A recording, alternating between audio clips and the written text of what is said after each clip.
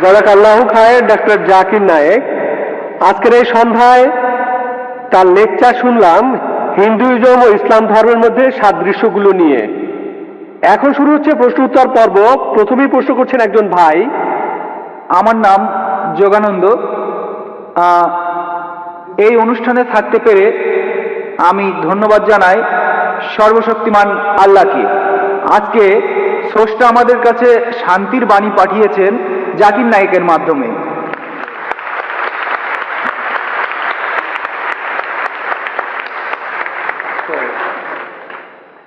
মানব জাতির শান্তি, এছাড়া হিন্দু মুসলমানের শান্তি।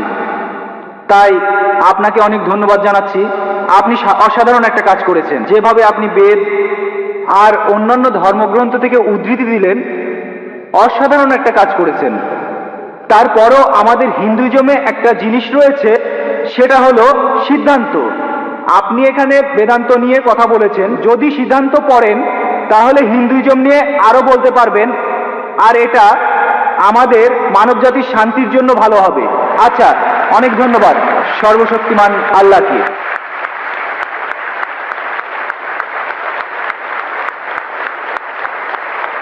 আপনার মন্তব্যের জন্য অনেক ধন্যবাদ। তিনি আমার প্রচেষ্টাকে পছন্দ করেছেন। আমি জানি আমরা অনেক বিষয় নিয়ে কথা বলতে পারি। সাধারণত আমার লেকচারের সময় থাকে 1 ঘন্টা থেকে 1 ঘন্টা 15 মিনিট, কিন্তু আজকে আমাকে লেকচারের সময় দেওয়া হয়েছিল 1.5 ঘন্টা, কিন্তু আমি কথা বলেছি 1 ঘন্টা 40 মিনিট। আমি জানি আমরা যা কিছু করছি আমাদের এই কাজগুলো মহাসাগরে 1 বিন্দু পানির সমান। বিস্তারিত জানার জন্য আমার ভিডিও ক্যাসেট দেখতে পারেন, concept of god in major religions. এছাড়াও দেখতে পারেন মুহাম্মদ সাল্লাল্লাহু আলাইহি সাল্লাম ইন মেজর রিলিজিয়ান্স স্ক্রিপচার্স। এইসব বিষয় আর হিন্দুইজমের উপর আমি বেশ কিছু বইও লিখেছি। ইনশাআল্লাহ এই বইগুলো পড়লে আপনারা হিন্দুইজম আর ইসলাম ধর্মের সাদৃশ্য সম্পর্কে অনেক কিছু জানতে পারবেন। আশা করি উত্তরটা পেয়েছেন।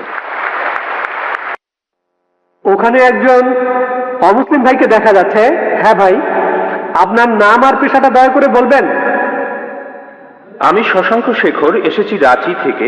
আমি এখানে সত্যভামা কলেজে ইঞ্জিনিয়ারিং পড়ছি। স্যার, আজকের অনুষ্ঠানে আপনার লেকচার শোনার পর ইসলাম ধর্ম আর মুসলমানদের সম্পর্কে আমাদের ভুল ধারণা দূর হয়ে গেছে।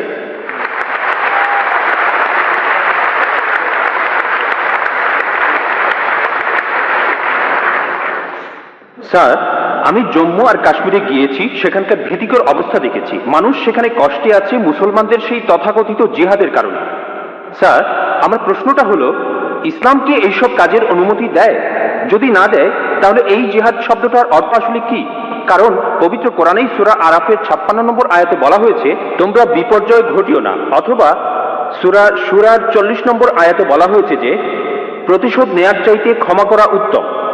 অথবা সূরা মাইদার 32 নম্বর আয়াতে বলা হয়েছে যে যদি কেউ কাউকে হত্যা করে সে মানব জাতিকেই হত্যা করলো। স্যার, একই বিষয় নিয়ে আমার আরো প্রশ্ন আছে।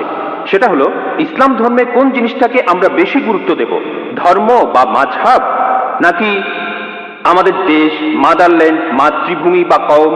অনেক ধন্যবাদ। ভাই, আপনি খুব সুন্দর একটা প্রশ্ন করেছেন। প্রথম প্রশ্নটা হচ্ছে ইসলাম ধর্মে জিহাদ নিয়ে। প্রশ্ন করলেন যে কেন মানুষ যুদ্ধ করছে, কাশ্মীরে যা হচ্ছে জিহাদ, এটাকে ইসলাম কি অনুমতি দেয়? জিহাদ শব্দের অর্থ কি? এটা কি কোরআনে সূরা মাইদার 32 নম্বর আয়াতের বিরুদ্ধে যায় না? ভাই, এই জিহাদ সম্পর্কে বলি, এ ব্যাপারে ভুল ধারণা শুধু অমুসলিমদের মধ্যে নেই, মুসলমানদের মধ্যেও রয়েছে। বেশিরভাগ মানুষই এমনটা ভাবে যে কোনো মুসলিম যদি কোনো যুদ্ধ করে, যে কোনো যুদ্ধ হতে পারে নিজের সুবিধার জন্য, হতে পারে পলিটিক্সের জন্য, হোক সেটা ভাষার জন্য, হোক বর্ণের জন্য, সেটাই হলো জিহাদ। মুসলমানদের যুদ্ধ করাটাকে জিহাদ বলা হয় না। জিহাদ শব্দটা এসেছে আরবি শব্দ জাহাদা থেকে, তার মানে চেষ্টা করা, তার মানে পরিশ্রম করা। জিহাদ মানে সংগ্রাম, কোনো কিছুর জন্য চেষ্টা বা পরিশ্রম করা। ইসলামিক অভিধান অনুযায়ী জিহাদ অর্থ কারো অসৎ প্রবৃত্তির বিরুদ্ধে সর্বশক্তি দিয়ে লড়াই করা। এছাড়াও জিহাদ মানে সমাজের উন্নতির জন্য চেষ্টা করা। এছাড়াও জিহাদ শব্দটা যে যুদ্ধক্ষেত্রে আত্মরক্ষাকেও বোঝানো হয়ে থাকে। জিহাদের অর্থ অন্যায় অত্যাচারের বিরুদ্ধে লড়াই করা। জিহাদের মূল অর্থ চেষ্টা বা পরিশ্রম করা। অনেক মানুষের ভুল ধারণা আছে যে জিহাদ মানে পবিত্র যুদ্ধ। তারা জিহাদের অনুবাদ করে পবিত্র যুদ্ধ। পবিত্র যুদ্ধ বলে যে আরবি শব্দটা আছে সেটা হারবুম মুকাদ্দাসা, যদি আপনারা কোরআন পড়েন, কোরআনের কোথাও পাবেন না, একটা আয়াতও নেই, অথবা নবীজি সাল্লাল্লাহু আলাইহি সাল্লামের সহিহ হাদিসেও কোনো জায়গায় হারবুম মুকাদ্দাসার কথা বলা নেই। এই শব্দটা কোরআন বা হাদিসে নেই। জিহাদ শব্দটার অনুবাদ কোনোভাবেই পবিত্র যুদ্ধ নয়। ঐতিহাসিকরা এই পবিত্র যুদ্ধ শব্দটা প্রথম ব্যবহার করেছিল খ্রিস্টানদের ক্রুসেডকে বোঝানোর জন্য, যারা খ্রিস্টান ধর্ম প্রচার করেছে আর হাজার হাজার মানুষ হত্যা করেছে। দুর্ভাগ্যজনকভাবে বেশিরভাগ লোক, এমনকি তথাকথিত মুসলমান পণ্ডিতগণও জিহাদের অনুবাদ করে পবিত্র যুদ্ধ, এটা ভুল অনুবাদ। জিহাদ শব্দটার অর্থ চেষ্টা বা পরিশ্রম করা। অনেক সময় এই চেষ্টাটা যুদ্ধক্ষেত্রে হতে পারে, সেই যুদ্ধটাও হবে আল্লাহ সুবহানাহু ওয়া তাআলার পথে, সেটা কিতাল ফি সাবিলিল্লাহ। একটা প্রশ্ন করা হয়, ইসলামে কেন যুদ্ধ আর হত্যার অনুমতি দেওয়া হয়েছে? ইসলামের অনেক সমালোচক আছেন যারা বলেন ইসলাম খুব নিষ্ঠুর একটা ধর্ম, ইসলাম সবসময় বলে অমুসলিম কাউকে দেখলে তাকে মেরে ফেলো। অনেকেই বলেন, ইন্ডিয়াতে এরকম একজন আছেন অরুণ সুরি, তিনি একটা বই লিখেছেন দ্য ওয়ার্ল্ড অফ ফতোয়া। তিনি সূরা তাওবার 5 নম্বর আয়াতের উদ্ধৃতি দিয়ে বলেছেন যে কোরআন বলছে কোন কাফিরদের যেখানেই পাবে, ব্র্যাকেটে হিন্দু, তাদেরকে হত্যা করবে। যদি আপনি পবিত্র কোরআনের সূরা তাওবার 5 নম্বর আয়াতটা দেখেন, সেখানে বলা হয়েছে কাফিরদের যেখানে পাবে হত্যা করবে। তবে এই উদ্ধৃতিটার প্রসঙ্গের কথা এখানে বলা নেই। যদি আপনারা এই আয়াতটার আগের আয়াতগুলো পড়েন, সেখানে একটা শান্তি চুক্তির কথা বলা হয়েছে, মক্কার মুশরিকদের সাথে মুসলিমদের একটা শান্তি চুক্তি। পবিত্র কোরআনের সূরা তাওবার প্রথম 4টা আয়াতে মক্কার মুশরিকদের সাথে মুসলমানদের একটা শান্তি চুক্তির কথা বলা হয়েছে, আর মক্কার মুশরিকরা এই শান্তি চুক্তিটা ইচ্ছা করেই ভেঙেছিল। এরপর আল্লাহ তাআলা 5 নম্বর আয়াতটা নাজিল করলেন মুশরিকদের সম্পর্কে। সেই আয়াতে আল্লাহ মুসলিমদের বললেন সবকিছু 4 মাসের মধ্যে ঠিক করে ফেলো, না হলে যুদ্ধ ঘোষণা করো। আর যুদ্ধক্ষেত্রে আল্লাহ বলেছেন যখন শত্রুরা তোমাকে আক্রমণ করতে আসবে, তুমি শত্রুদের হত্যা করবে। এই আয়াতটা যুদ্ধক্ষেত্রের কথা বলছে। যখন শত্রুরা তোমাকে মারতে আসবে, ভয় না পেয়ে লড়াই করো। আজকের দিনে একজন আর্মি জেনারেল তার দলের সৈন্যদের মনোবল চাঙ্গা করার জন্য সেই জেনারেল বলবেন যে যখন শত্রুরা আসবে তাদের মেরে ফেলো। আর অরুণ সুরি 5 নম্বর আয়াতটা বলার পরে চলে গেছেন 7 নম্বর আয়াতে, কারণ 6 নম্বর আয়াতে উত্তরটা আছে। পবিত্র কোরআনের সূরা তাওবার 6 নম্বর আয়াতে উল্লেখ করা হয়েছে, যদি কোনো কাফির তোমার কাছে আশ্রয় প্রার্থনা করে, যদি তারা শান্তি চায়, তাহলে তোমরা তাদের নিরাপদ স্থানে পৌঁছে দেবে। শত্রু যদি আশ্রয় প্রার্থনা করে, তাদের নিরাপদ স্থানে পৌঁছে দাও। আজকের দিনের সবচেয়ে ভালো আর্মি জেনারেল খুব বেশি হলে তার সৈন্যদের বলবেন যে শত্রুদের চলে যেতে দাও। এখানে আল্লাহ বলছেন তাদের শুধু ছেড়ে দিও না, তাদের কোনো নিরাপদ স্থানে পৌঁছে দাও। যখনই কোরআনে যুদ্ধের প্রসঙ্গে কথা থাকে, আরেকটা হলো সূরা আনফালের 60 নম্বর আয়াতে উল্লেখ আছে, তোমাদের শক্তি ও অশ্ববাহিনী প্রস্তুত রাখো আর শত্রুদের আক্রমণ করো। পরের আয়াতে বলছে কিন্তু শত্রুরা যদি সন্ধি করতে চায়, তুমিও সন্ধি করো। তাহলে যে আয়াতগুলোতে যুদ্ধের কথা বলা হয়েছে, তার পরের আয়াতে বলছে যদি তারা শান্তি চায়, শান্তিই ভালো। এখন আরেকটা প্রশ্ন, সূরা মাইদার 32 নম্বর আয়াতে কি বলছে, বা সূরা নিসার 40 নম্বর আয়াতে কি বলছে, যে যদি কোনো মানুষকে হত্যা করা হয় তাহলে সে যেন পুরো মানুষ জাতিকে হত্যা করলো। এটাই হলো ইসলামের আসল কথা। যদি কেউ কোনো মানুষকে হত্যা করে, হোক সে মুসলিম বা অমুসলিম, যদি সেটা হত্যা বা ধ্বংসাত্মক কাজের অপরাধে না হয়, যদি দুর্নীতির অপরাধে না হয়, তাহলে সে যেন পুরো মানুষ জাতিকেই হত্যা করলো। আর কেউ যদি কোনো মানুষকে বাঁচায়, তাহলে সে যেন পুরো মানুষ জাতিকে বাঁচালো। এখন আপনারা যদি ভগবত গীতা পড়েন, ভগবত গীতার 2য় অধ্যায়ের 50 অনুচ্ছেদে আছে, বলা হয়েছে শ্রীকৃষ্ণ এখানে অর্জুনকে জিহাদ করতে বলেছেন। চেষ্টা। যদি আপনারা পড়েন মহাভারত, মহাভারতের হাজার হাজার অনুচ্ছেদে যুদ্ধের কথা রয়েছে, হাজার হাজার অনুচ্ছেদে। কোরআনে যত যুদ্ধের কথা আছে তার চেয়ে অনেক বেশি। মহাভারত একটা ধর্মগ্রন্থ, আপনারা হয়তো জানেন। এখানে রাজ্য নিয়ে একটা যুদ্ধের গল্প রয়েছে পাণ্ডব আর কৌরবদের মধ্যে। পাণ্ডবদের 5 ভাই আর কৌরবরা 100 ভাই, যুদ্ধ। আর ভগবত গীতা হলো মহাভারতের অংশ। 18টা অধ্যায় কৃষ্ণের কথা। প্রভু তিনি উপদেশ দিচ্ছেন অর্জুনকে। অর্জুন বলছে, এটা আছে ভগবত গীতার 1 নম্বর অধ্যায় 42 থেকে 46 অনুচ্ছেদে, আমি আমার আত্মীয়দের সাথে যুদ্ধ না করে নিরস্ত্র অবস্থায় এই যুদ্ধক্ষেত্রে মরে যাব। কিভাবে জ্ঞাতি ভাইদের সাথে যুদ্ধ করব? কৌরবরা আমার জ্ঞাতি ভাই, যুদ্ধ না করে আমি বরং যুদ্ধক্ষেত্রে নিরস্ত্র অবস্থায় মরে যাব। ঠিক তখনই শ্রীকৃষ্ণ জানেন তিনি কি বলেছিলেন? 2য় অধ্যায় 2 আর 3 অনুচ্ছেদে আছে, তোমার মনে এমন অশুদ্ধ চিন্তা এলো কিভাবে? এটা একটা পাপ। তুমি এতটা দুর্বল হলে কিভাবে? তোমার হৃদয় দুর্বল হলো কিভাবে? শ্রীকৃষ্ণ নিজেই বলেছেন যে অর্জুনের চিন্তাটা ঠিক নয়, এটা অশুদ্ধ চিন্তা, এটা একটা পাপ। এটা করলে তুমি স্বর্গে যেতে পারবে না, তুমি বেহেশতে যেতে পারবে না। এরপরে ভগবত গীতার 2য় অধ্যায়ের 31 থেকে 33 অনুচ্ছেদে আছে, শ্রীকৃষ্ণ তিনি বলেছেন, তিনি অর্জুনকে বলেছেন যে ক্ষত্রিয়দের দায়িত্ব হলো যুদ্ধ করা। যদি যুদ্ধ না করো তাহলে স্বর্গে যেতে পারবে না, আর যুদ্ধ না করলে তুমি একটা পাপ করবে। যদি ভালো করে দেখেন ভগবত গীতায় শ্রীকৃষ্ণ বলছেন যে তোমাকে যুদ্ধ করতে হবে। চিন্তা করেন, আমি যদি ভগবত গীতার এই উদ্ধৃতি দিয়ে বলি যে শ্রীকৃষ্ণ বলছেন অর্জুনকে তোমার আত্মীয় স্বজনদের যুদ্ধ করে হত্যা করতে হবে, কোনো প্রসঙ্গ ছাড়া উদ্ধৃতি দিলে সেটা হবে শয়তানি। আর প্রসঙ্গটা বললে শ্রীকৃষ্ণ অর্জুনকে বলছেন যদি তোমাকে লড়তে হয় মিথ্যার বিরুদ্ধে, সত্যের জন্য, তুমি যে কারো বিরুদ্ধে যুদ্ধ করো, এমনকি সে যদি আত্মীয় হয়। প্রসঙ্গটা বললে অনুচ্ছেদটা যুক্তি আছে। যখন ন্যায় বিচারের জন্য যুদ্ধ করছেন, যদি সেটা আত্মীয় স্বজনের বিরুদ্ধে যায় তাতে কোনো সমস্যা নেই। ভগবত গীতা আর মহাভারতে এই কথাটাই বলা হয়েছে, সত্যের পক্ষে আর মিথ্যার বিরুদ্ধে যুদ্ধ। যখনই আমি কোনো হিন্দুকে মহাভারত আর গীতার কথা বলবো, সে তো এটা জানে, সে বলবে না মহাভারত আর গীতায় সত্যের সাথে মিথ্যার যুদ্ধের কথা বলা হয়েছে, আর ঠিক এরকম কথাই আছে পবিত্র কোরআনে। তাহলে মহাভারত আর গীতার উদ্ধৃতিগুলো শুনলে আপনি কোরআনকেও বুঝতে পারবেন।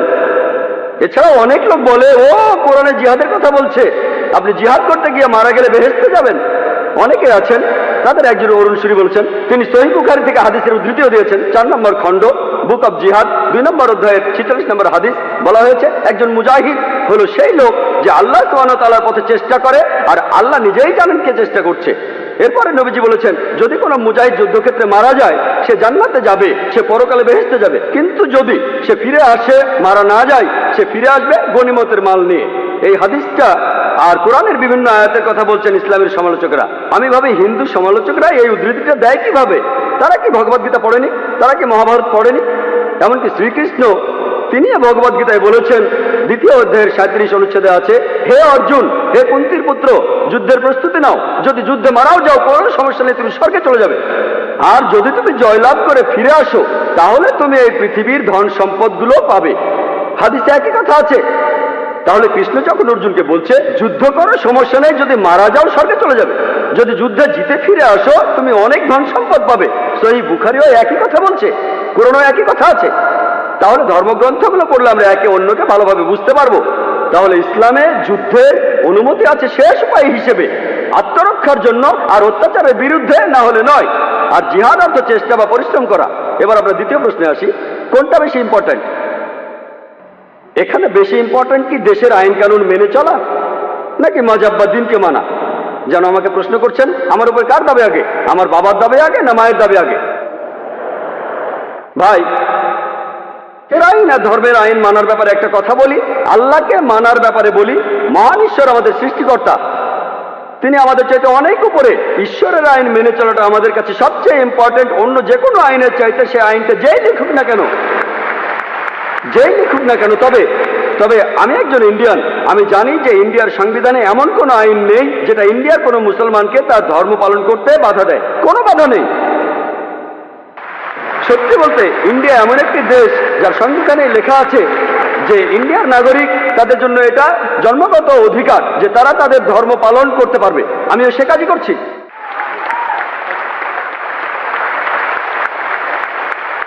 ইন্ডিয়ায় এমন একটা আইনও নেই যেটা আমাকে আমার ফরজ পালনে বাধা দেয় আর আমাকে দিয়ে হারাম কাজ করাতে বাধ্য করে, এমন কোনো আইন নেই। আমি 5 ওয়াক্ত নামাজ পড়তে চাইলে পড়বো, না পড়তে চাইলে পড়বো না। ইন্ডিয়ার সংবিধানে এমন একটা আইনও নেই যেটা আমাকে ভালো মুসলিম হতে বাধা দেয়। আমি এখানে আমার কথা বলতে পারি, আমি একজন ভালো মুসলিম আলহামদুলিল্লাহ, আর একজন ভালো ইন্ডিয়ানও। আর সংজ্ঞা অনুযায়ী, ভৌগোলিক সংজ্ঞা অনুযায়ী একজন ইন্ডিয়ানকে ভৌগোলিকভাবে বলা হয় হিন্দু। হিন্দু যদি হয় ভৌগোলিক সংজ্ঞা, আমি ইন্ডিয়ার একজন হিন্দু এবং ইসলাম ধর্ম পালন করি।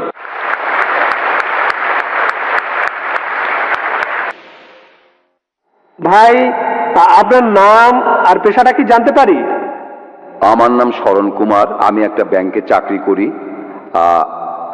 আমি জানি যে হিন্দু ধর্মের বেশিরভাগ অনুসারী বেদের কথা জানে না তারা। তবে আপনি কি বেদের সব কথাগুলো মানেন? বেদের কথার সাথে কি আপনি একমত?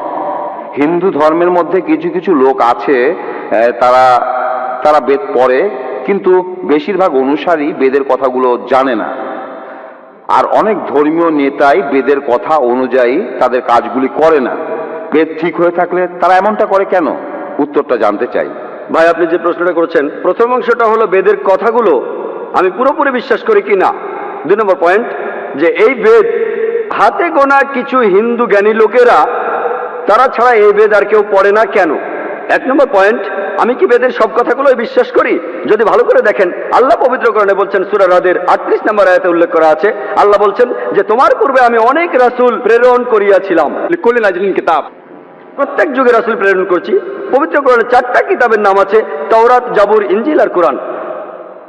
পবিত্র কোরআন হলো আল্লাহ তাআলার সর্বশেষ আর চূড়ান্ত আসমানি কিতাব, নাজিল হয়েছিল সর্বশেষ আর চূড়ান্ত নবী মুহাম্মদ সাল্লাল্লাহু আলাইহি সাল্লামের উপর। এখন বোম্বেতেও আমাকে একজন প্রশ্ন করেছিল, বেদকে আমি ঈশ্বরের বাণী মনে করি কি না, আমি কি বেদকে সম্পূর্ণ সঠিক মনে করি? দেখেন, নাম দিয়ে মাত্র 4টার কথা বলা হয়েছে, তাওরাত, জাবুর, ইনজিল আর কোরআন, কিন্তু আল্লাহ তাআলা আরো আসমানি কিতাব নাজিল করেছেন। এখন বেদের ব্যাপারে, বেদকে আমি ঈশ্বরের বাণী মনে করি কিনা, যেহেতু পবিত্র কোরআনে বেদের নাম উল্লেখ করা নেই, হাদিসেও বলা হয়নি, আমি নিশ্চিতভাবে বলতে পারি না যে এটা ঈশ্বরের বাণী। আমি এখন বলবো এটা হতে পারে, এমন হতে পারে, হতে পারে আবার নাও হতে পারে, কিন্তু বেদ যদি ঈশ্বরের বাণী হয়েও থাকে, বেদ ছিল সেই সম্প্রদায়ের জন্য আর সেই সময়ের জন্য।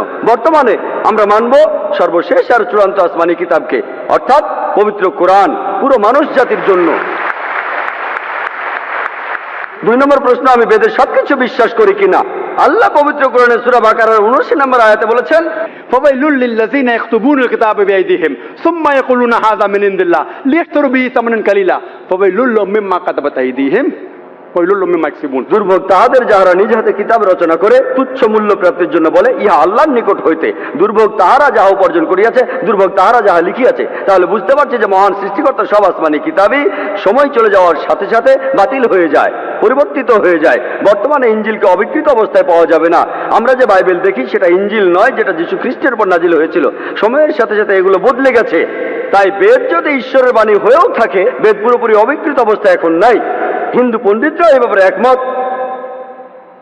আর আল্লাহ পবিত্র কোরআনে সূরা হিজরের 9 নম্বর আয়াতে বলেছেন, আমি কোরআন অবতীর্ণ করিয়াছি, অবশ্যই আমি উহা সংরক্ষক। কোরআনকে আরো বলা হয় ফুরকান, যা দিয়ে সঠিক ও ভুল আলাদা করা হয়। তাই বলবো, বেদের যে কথাগুলোর সাথে কোরআনের মিল রয়েছে সেগুলো সত্যি বলে মেনে নিচ্ছি, যেগুলো মেলে না সেগুলো বাদ দিচ্ছি। কারণ হিন্দু পণ্ডিতরা বলেন যে বেদ অবিকৃত অবস্থায় নেই। আমি কি করছি, কোরআনের সাথে বেদের যে কথাগুলো মিলছে সেগুলো মেনে নিচ্ছি, এটা ঈশ্বরের বাণী হতে পারে। কিন্তু আমি বেদের সব কথাই মেনে নিচ্ছি না। বেদে অনেক অবৈজ্ঞানিক কথা রয়েছে, এটার উপরেও লেকচার দিতে পারি, কিন্তু সে ব্যাপারে এখানে বলতে চাই না। বেদের অনেকগুলো বৈজ্ঞানিক ভুল নিয়ে কথা বলতে পারি। তাই আমি বলছি যে কোরআন হলো ফুরকান, আর এটাতে এই পরীক্ষা করে দেখব, যদি এর সাথে মিলে যায় তাহলে এই কথা মানব যে এই অংশটা একেবারে সঠিক। আশা করি উত্তরটা পেয়েছেন। এবারের প্রশ্ন মহিলাদের মধ্য থেকে একজন অমুসলিম বোন এবার প্রশ্ন করবেন। সবাইকে শুভ সন্ধ্যা। আমার নাম আরতি, আমি ইঞ্জিনিয়ারিং এর স্টুডেন্ট। আমি এই কথা মানি যে সব ধর্মই আসলে কিছু বিশ্বাসের সমষ্টি। হিন্দুইজম একটা বিশ্বাস, ইসলাম একটা বিশ্বাস, খ্রিস্টান ধর্ম একটা বিশ্বাস। আর বেশিরভাগ প্রধান ধর্মই, যেমন হিন্দুইজম, ইসলাম বা খ্রিস্টান ধর্ম, এগুলো সময়ের সাথে গড়ে উঠেছে। এই ধর্মগুলো অনেক সময় পার করে তারপর এসেছে। এই ধর্মগুলোতে অনেক কিছু যোগ হতে পারে, বাদ যেতে পারে। এতে করে ধর্মটা উন্নত হতে পারে, অথবা এসব যোগ বিয়োগে ধর্মটার অনেক ক্ষতিও হতে পারে। আমার প্রশ্নটা হলো, আমাদের কেন কোরআন বা বেদের মতো কিছু ধর্মগ্রন্থ মেনে চলতে হবে? আমরা কেন ধর্মগুলোর ভালো জিনিসটা নিয়ে আর খারাপ জিনিসগুলো বাদ দিয়ে তারপর পালন করি না? কোরআন থেকে ভালো জিনিস নিলাম, বেদ থেকে ভালো জিনিস নিলাম, বাইবেল থেকে ভালো জিনিস নিলাম, তারপর সেগুলো মানতে পারি। আর বেদে যে কথাই থাকুক, কোরআনে যে কথাই থাকুক, আর বাইবেলে যে কথাই থাকুক, আমার মতে পুরুষের একটাই স্ত্রী থাকা উচিত। আর আমি কোনো কিছু এজন্য মানব না যে সেটা কোরআনে লেখা আছে বা বেদে লেখা আছে। আমি আমার যুক্তি আর বুদ্ধি দিয়েই সেটা বিচার করব, আর সব ধর্ম থেকে ভালো জিনিসটাই নেব। আর আজকের এই অনুষ্ঠানে আমরা কেন এই দুইটা ধর্মের সাদৃশ্য আর পার্থক্য নিয়ে আলোচনা করছি? আমরা তো দুইটা ধর্ম থেকে ভালো জিনিসগুলো নিয়ে আমাদের নিজেদের মতো জীবনযাপন করতে পারি। এটাই আমার প্রশ্ন। বোন, আপনি খুব সুন্দর একটা প্রশ্ন করেছেন, খুবই সুন্দর প্রশ্ন, খুবই প্রাসঙ্গিক প্রশ্ন। আমরা কেন কোনো ধর্ম পালন করব? কেন হিন্দুইজম, ইসলাম আর খ্রিস্টান ধর্ম, তার চেয়ে সব ভালো জিনিসগুলো জড়ো করি, সেগুলোই মেনে চলি, শেষ। কোনটা ভালো কোনটা খারাপ কে বলবে?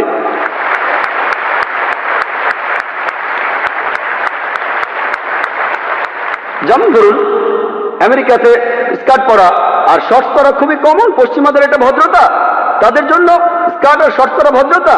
যদি চেন্নাইতে এমন করেন, যদি এখানে স্কার্ট শর্টস পরা কোনো মেয়েকে আপনি দেখেন, তখন বলবেন এটা অভদ্রতা, আপনিও বলবেন বোন, আপনিও বলবেন অভদ্রতা। তাহলে আমেরিকায় যেটা ভদ্রতা এখানে সেটা অভদ্রতা। কয়েক বছর আগে আমি আমেরিকায় গিয়েছিলাম, সেখানে একজন বলল তোমাদের ইন্ডিয়ার মহিলারা খুবই অভদ্র। আমি অবাক হয়ে বললাম কেন ইন্ডিয়ার মহিলারা অভদ্র কেন? কারণ তারা যখন শাড়ি পরে তাদের পেট দেখা যায়। তার মানে আমেরিকায় সে দেশের নিয়মে কোনো মহিলা তার পেট দেখালে সে অভদ্র। তাহলে কে ঠিক করবে? আপনি যদি মুসলিম দেশগুলোতে যান, আরব দেশগুলোতে, কোনো মহিলার দিকে তাকানো, কোনো মহিলার দিকে চোখ ফেরানো অন্যায়, অভদ্রতা। এখানে যদি কোনো মহিলাকে স্পর্শ না করে কথা বলেন, তার দিকে তাকান, সেটা ভদ্রতা। তাই ইন্ডিয়ানরা নমস্তে বলে স্পর্শ ছাড়া। পশ্চিমা দেশগুলোতে হ্যান্ডশেক করাটা খুবই কমন। একজন মহিলা আর একজন পুরুষ হ্যান্ডশেক করছে, সেটাই ভদ্রতা। শরীরের অন্যান্য অঙ্গ প্রত্যঙ্গ স্পর্শ না করে হ্যান্ডশেক করা কিছু পশ্চিমা দেশে এটাই হলো ভদ্রতা। অন্যান্য পশ্চিমা দেশে মহিলাদের ঠোঁটে আর গালে চুমু দিয়ে এটা হলো ভদ্রতা। আর কিছু পশ্চিমা দেশে আপনি যা খুশি তাই করতে পারেন, পুরুষ আর মহিলা তারা স্বেচ্ছায় যা করবে সবই হলো ভদ্রতা। কে ঠিক করবে? ঠিক করবে কে? কে ঠিক করবে? আমেরিকায় অনেকগুলো নুট বিচ রয়েছে। টাইমস অফ ইন্ডিয়া 2 মাস আগে পড়লাম, সমুদ্র ভ্রমণ, নুট ক্রুজ, জাহাজে যারা থাকবে সবাই উলঙ্গ থাকবে, তাদের জন্য এটা ভদ্রতা। কে ঠিক করবে? সবচেয়ে ভালো যিনি বলতে পারেন তিনি সৃষ্টিকর্তা। আমি প্রশ্ন করছি কোনটা ভালো কোনটা খারাপ কে ঠিক করবে? কে ঠিক করবে? আপনি বললেন সেরা নিয়মগুলোই বাঁচা হবে, আর আমি আপনার সঙ্গে একমত। আমি আপনার সঙ্গে একমত, সবগুলো ধর্মের ভালো জিনিসগুলো বেছে নেন। আমি সেটাই করেছি, আমি সব ভালো জিনিসগুলো বেছে নিয়েছি বেদের মধ্যে থেকে।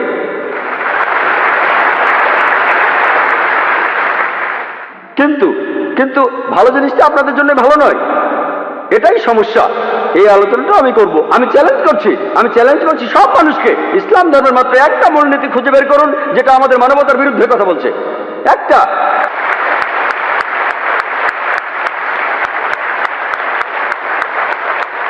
আমি চ্যালেঞ্জ করছি, আমি অন্য মুসলমানকে এর মধ্যে টানছি না, আমি শুধু আমার মাথাটা গিলোটিনে রাখছি। আমি সবাইকে চ্যালেঞ্জ করছি, যে কেউ, হ্যাঁ অনেক অমুসলিম আছেন যাদের কাছে মনে হবে কিছু এক ভুল, যেমন ধরুন এই বোন পুরুষের একাধিক বিয়েতে একমত নন।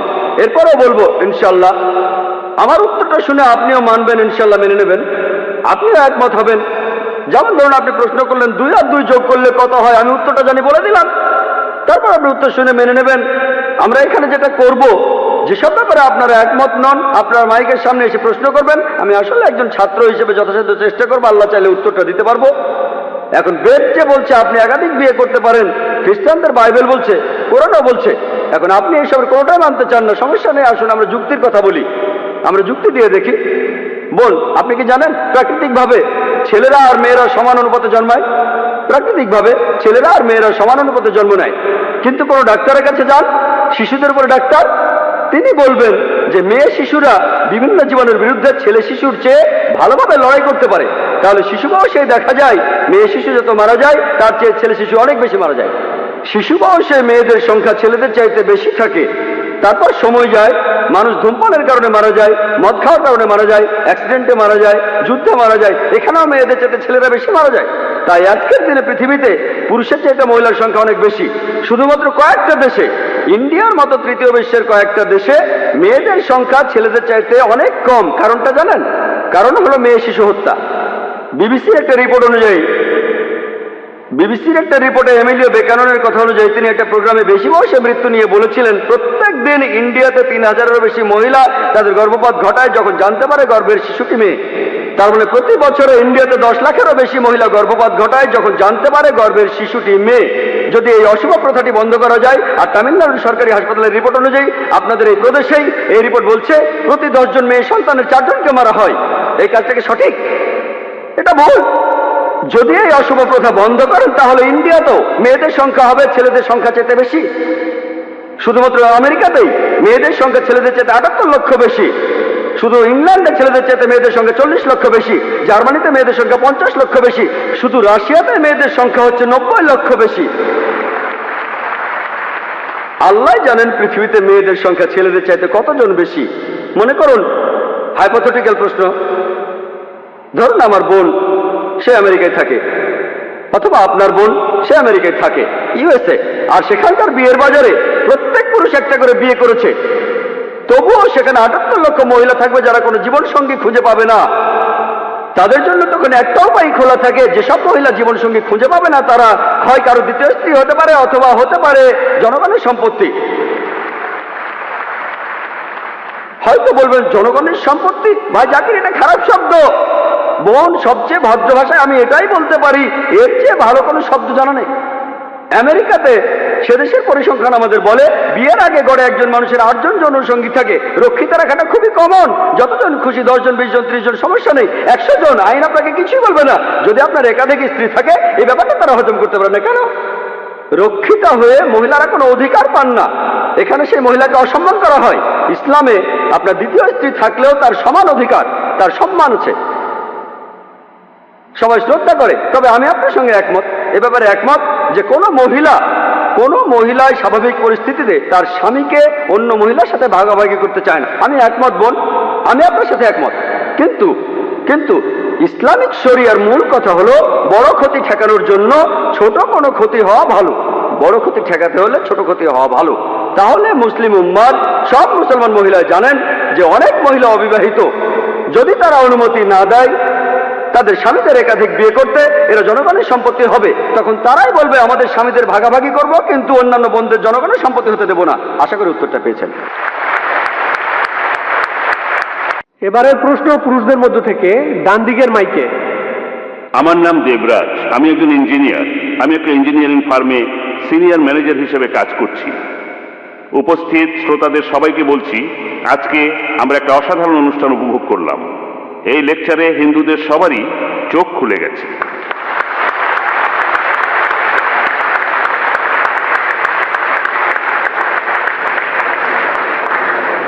আর আমি সত্যি মুগ্ধ হয়েছি, অবাক হয়েছি যেভাবে ডক্টর জাকির নায়েক বেদ আর উপনিষদ থেকে বিভিন্ন উদ্ধৃতি দিলেন।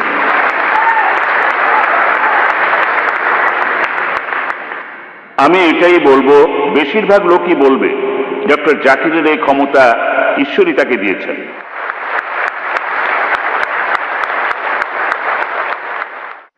আজকে একটা ব্যাপার খেয়াল করলাম, ইসলাম ধর্মে স্পষ্ট করে বলা আছে মানুষের আসলে কি করা উচিত।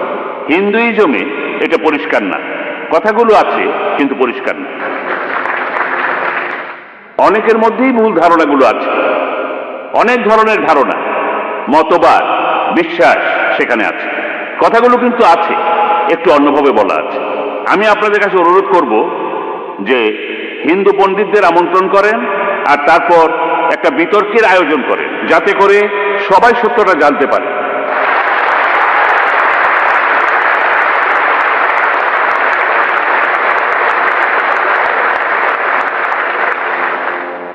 আর এতে করে হিন্দু আর মুসলমানরা আরো কাছাকাছি আসতে পারবে। আর সবাই মিলে আমরা সবাই মিলে দেশের উন্নতি, দেশের একতা আর শান্তির জন্য কাজ করতে পারি একসাথে। ধন্যবাদ ভাই, আপনি খুব ভালো পরামর্শ দিয়েছেন, আপনাকে অনেক ধন্যবাদ। আমি আপনার সাথে একমত যে এই আলোচনায় অনেক হিন্দুর চোখ খুলবে, এমনকি মুসলমানদেরও চোখ খুলবে। এই আলোচনাতে মুসলমানদেরও চোখ খুলবে, আমি শিওর। আপনারা কি বলেন? আর ভাই খুব ভালো পরামর্শ দিলেন যে হিন্দু ধর্মের পণ্ডিতদের ডেকে আমরা বিতর্ক করতে পারি। আমি বলবো মত বিনিময়।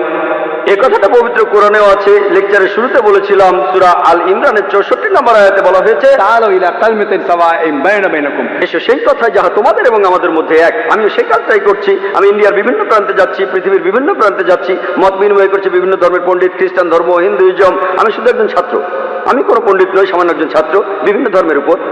আমি কেরালা আর বোম্বেতে হিন্দু পুরোহিতদের সাথে মত বিনিময় করেছি।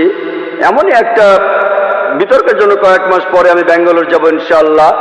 তিনি শ্রী শ্রী রবিশঙ্কর, তিনি আমাকে সেখানে আমন্ত্রণ জানিয়েছেন। আমি শ্রী শ্রী রবিশঙ্করের নাম অনেক শুনেছি, তিনি খুব বিখ্যাত মানুষ। পৃথিবীর 40টা দেশে তার আশ্রম রয়েছে, আর্ট অফ লিভিং।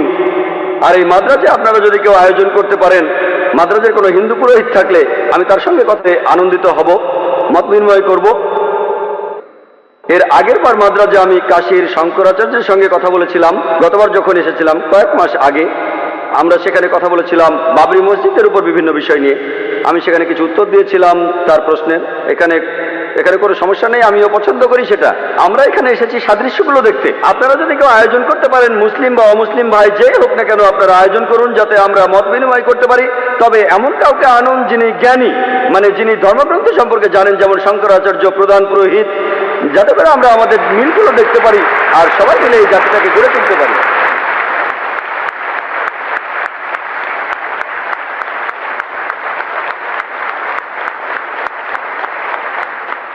এবার প্রশ্ন করবেন একজন অমুসলিম বোন।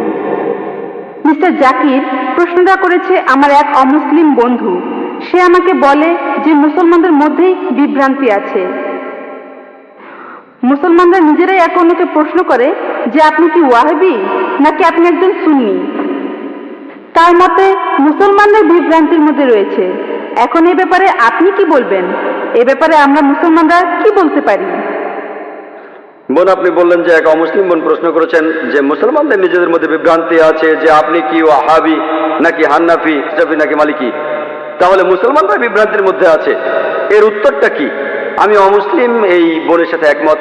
দুর্ভাগ্যজনকভাবে মুসলমানরা এখন অনেক ভাগে বিভক্ত। তবে আমি যখন হিন্দুদের বেদ পড়তে বলছি তখন মুসলমানদেরও কোরআন পড়তে বলছি।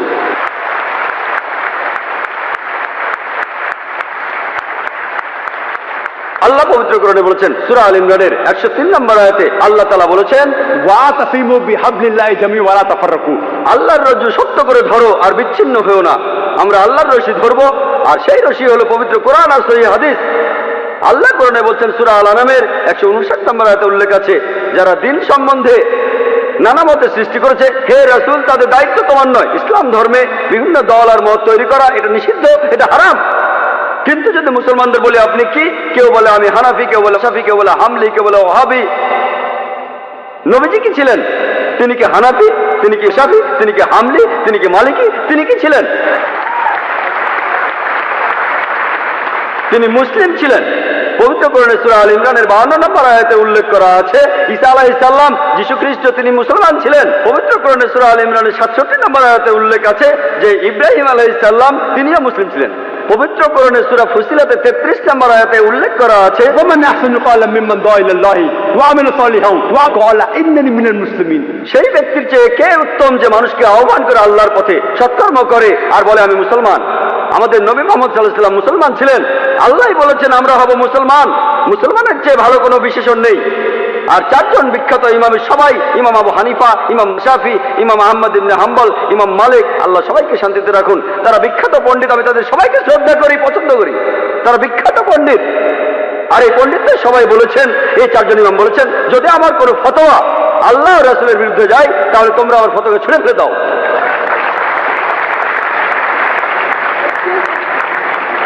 যদি ভালো করে দেখেন, এই যে ইমাম যারা ছিলেন তারা মুসলমানদের বিভক্ত করতে চাননি। তারা চেয়েছিলেন মানুষ যেন মূল ধর্মগ্রন্থগুলো পড়ে, কোরআন আর সহিহ হাদিস। তাই আমাদের এখন যা করতে হবে, আমি জানি যে লোকজন বলে একটা হাদিসে আছে মুসলিমরা 73টি ভাগে বিভক্ত হবে, এটা আছে তিরমিজিতে সহিহ হাদিস 171 নম্বর হাদিস। নবীজি বলেছেন ভবিষ্যতে 73টি ভাগ তৈরি হবে, ভাগ করা উচিত সেটা বলেননি। নবীজি জানতেন যে আল্লাহ এই কাজটাকে নিষিদ্ধ করেছেন। তাহলে যেটা করতে পারেন, আল্লাহ আর রাসূলকে মানেন আর নিজেদের আপনারা যে নামে ডাকতে পারেন সেটা হলো মুসলমান। যে কোনো পণ্ডিত, পৃথিবীর যে কোনো পণ্ডিত, ধরলাম তিনি পৃথিবীর সবচেয়ে বড় পণ্ডিত, তার কাছে প্রমাণ দেখতে চান, কুল হাতু বুরহানাকুম, আপনার প্রমাণটা দেখান। যদি সত্যি বলে থাকেন, আপনি নির্দোষ হলে তার প্রমাণ দেখান। তাহলে যদি কোনো পণ্ডিতের সাথে মতভেদ হয়, তার কাছে প্রমাণ দেখতে চান, প্রমাণটা নিয়ে পরীক্ষা করুন। এজন্য আমি রেফারেন্স দেই। আমি যা বলি, জাকির যা বলে, ইসলামে তার কোনো মূল্য নেই, জিরো, শূন্য। সেজন্যই বলি, জাকির বলেনি, আল্লাহ বলেছেন কুল হুয়াল্লাহু আহাদ, বলো তিনি আল্লাহ এক, অদ্বিতীয়। আমি জাকির বললে ইসলামে এটা মূল্যহীন, শূন্য। আল্লাহ যা কিছু বলেছেন সেটা মানতে হবে, নবীজি বললে সেটাও মানতে হবে। সেজন্য বোন, মুসলিমদের বিভক্ত হওয়া উচিত না, আমাদের শুধু মুসলিমই বলা উচিত। আর কোরআন আর সহিহ হাদিস আমরা মেনে চলবো। যারা বিভিন্ন মতের সৃষ্টি করে তারা ইসলামের বিরুদ্ধে।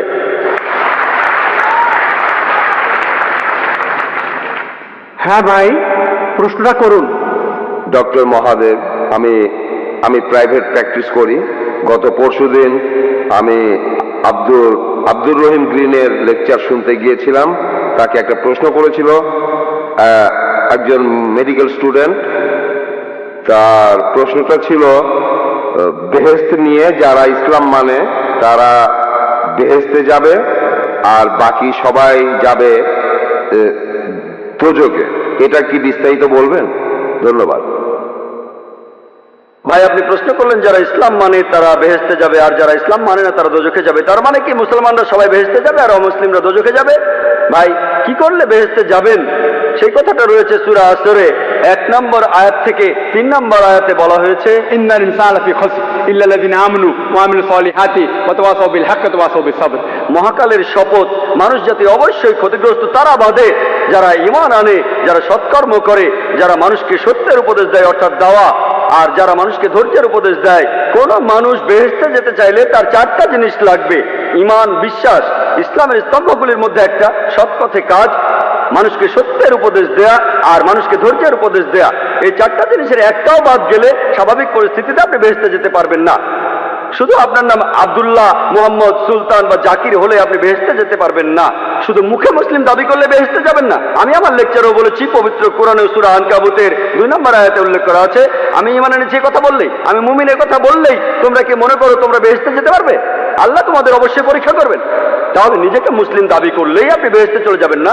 যে লোকটা ইসলাম ধর্ম পালন করে, ইসলাম শব্দটা এসেছে আরবি শব্দ সালাম থেকে, যার অর্থ শান্তি। এর আরেকটা অর্থ ঈশ্বরের কাছে নিজের ইচ্ছাকে সমর্পণ করে দেয়া। যে লোক আল্লাহর কাছে নিজের ইচ্ছাকে সমর্পণ করে দেয় সেই হলো মুসলিম। তাহলে যে লোক ঈশ্বরের কাছে নিজের ইচ্ছাকে সমর্পণ করে, তার নাম যাই হোক না কেন, সে বেহেশতে যাবে। তাহলে বেহেশতে যেতে হলে ঈমান থাকতে হবে। সবগুলো স্তম্ভের কথাই বলেছি। একজন সৃষ্টিকর্তা আছেন, নবী রাসূল আছেন, তারপর পরকাল আছে, কিতাব আছে ইত্যাদি। ভালো সব কাজ করা আর মহান স্রষ্টার কাছে নিজের ইচ্ছাকে সমর্পণ করা। আপনি যদি স্রষ্টার কাছে নিজের ইচ্ছাকে সমর্পণ করেন, আরবিতে সেটাকেই বলা হয় ইসলাম ধর্ম। তার মানে এই না যে আপনি পাকিস্তান বা সৌদি আরবে থাকলে বেহেশতে যাবেন না। সৌদি আরবের সব লোক আর পাকিস্তানের সব লোক আল্লাহ মালুম, তিনি জানেন সবাই বেহেশতে যাবেন কিনা। তাহলে সেই লোকগুলোই বেহেশতে যাবেন যারা আল্লাহ তাআলার নির্দেশগুলো মেনে চলে, যে আল্লাহ তাআলার নির্দেশগুলো মেনে চলে। আর আমি আমার লেকচারে বলেছি, যদি আপনারা ঈশ্বরের এই নির্দেশগুলো মেনে চলেন, শুধুমাত্র নাম দিয়ে নিজেদেরকে মুসলিম বা মোহাম্মদ বা আব্দুল্লাহ বলে আপনারা বেহেশতে যেতে পারবেন না। নাম বদলানো এখানে আবশ্যক নয়। একটা নাম গ্রিন, এটা মুসলিম নাম নয়, এই নাম নিয়ে আপনি বেহেশতে যেতে পারবেন না এমনটা নয়। ইনশাআল্লাহ তিনিও বেহেশতে যাবেন, তিনি মুসলমান হয়েছেন, আগে খ্রিস্টান ছিলেন। তাহলে নাম দিয়ে বেহেশতে যাবেন না, ভালো কাজ থাকলে যাবেন। ঈমান, সৎ কাজ, মানুষকে সত্যের উপদেশ দেয়া, ধৈর্যের উপদেশ দেয়া। যদি ভালো কাজ করেন, আপনার ঈমান থাকে, মানুষকে সত্যের আর ধৈর্যের উপদেশ দেন, ইনশাআল্লাহ তাহলে সেই লোক বেহেশতে যেতে পারবেন। আশা করি উত্তরটা। ইসলাম শব্দটা এসেছে আরবি শব্দ সালাম থেকে, যার অর্থ শান্তি।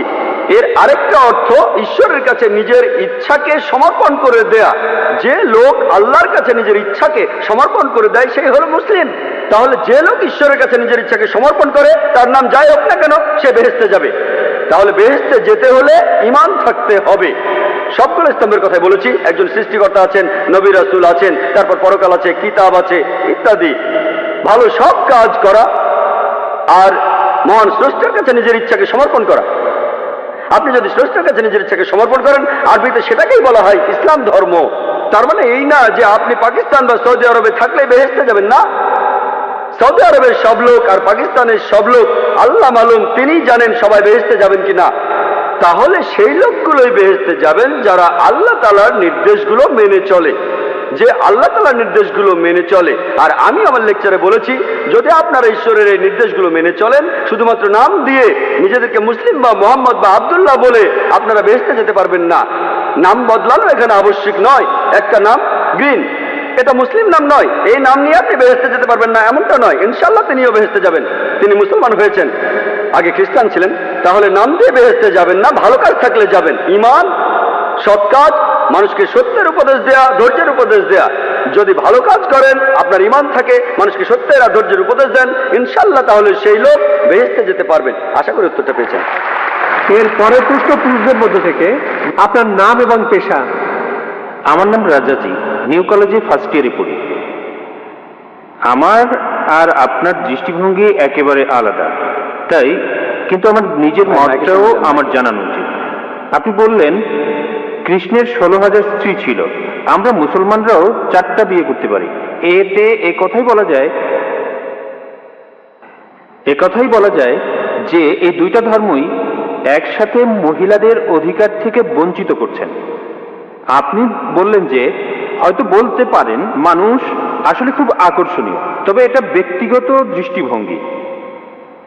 আর যদি এভাবে ব্যাপারটা দেখেন, আপনাদের দেখার ভুল আছে, আপনাদের চিন্তায় ভুল আছে। সৌন্দর্যের যে ধারণা সেটাও সময়ের সাথে বদলায়। একসময় ক্লিওপেট্রা ছিল সবচেয়ে সুন্দরী, কিন্তু এখন আর তেমনটা নেই। এখন ঐশ্বরিয়া রাই হলো 1 নম্বর। আর আপনি এও বললেন যে মূল ধর্মগ্রন্থ পড়তে, কিন্তু এতে করে কিছু উগ্রবাদী আর মৌলবাদী তৈরি হয়। আপনি যখন কোনো ধর্মে বিশ্বাস করবেন তখন নিজের অন্যায়টাকে অন্যায় মনে হবে না। আর সেটাই ঠিক সেরকমই ঘটনাই ঘটেছিল গুজরাটে। 2000 মুসলিমকে সেখানে খুন করা হয়েছে, কেউ তাদের বাঁচাতে আসেনি। কিছু কমিউনিস্ট আর ডেমোক্রেট দল এগিয়ে এসেছিল। লোকজন ধর্মীয় মূল্যবোধের উপর আস্থা হারিয়ে ফেলেছে। আর আপনাদের মতো মানুষের কাছে এই ধর্মীয় মূল্যবোধটাই সবচেয়ে বড়। এসব ধর্ম উগ্রবাদী মানুষ তৈরি করে। তাই মানুষজনকে তাদের প্রাপ্য স্বাধীনতাটা দেন, যাতে করে তারা সমাজতান্ত্রিক আন্দোলনে যোগ দিতে পারে, যেমন কমিউনিস্ট আন্দোলন। ধন্যবাদ। ভাই মনে করেন তিনি একজন কমিউনিস্ট। আপনি খুব সুন্দর প্রশ্ন করেছেন। তিনি বললেন যে যখন হিন্দুইজম অনুমতি দিচ্ছে খ্রিস্টের 16,108 জন স্ত্রী, ইসলামে বহু বিবাহ অনুমতি আছে, তাহলে হিন্দুইজম আর ইসলাম একসাথে মহিলাদের অত্যাচার করছে কেন?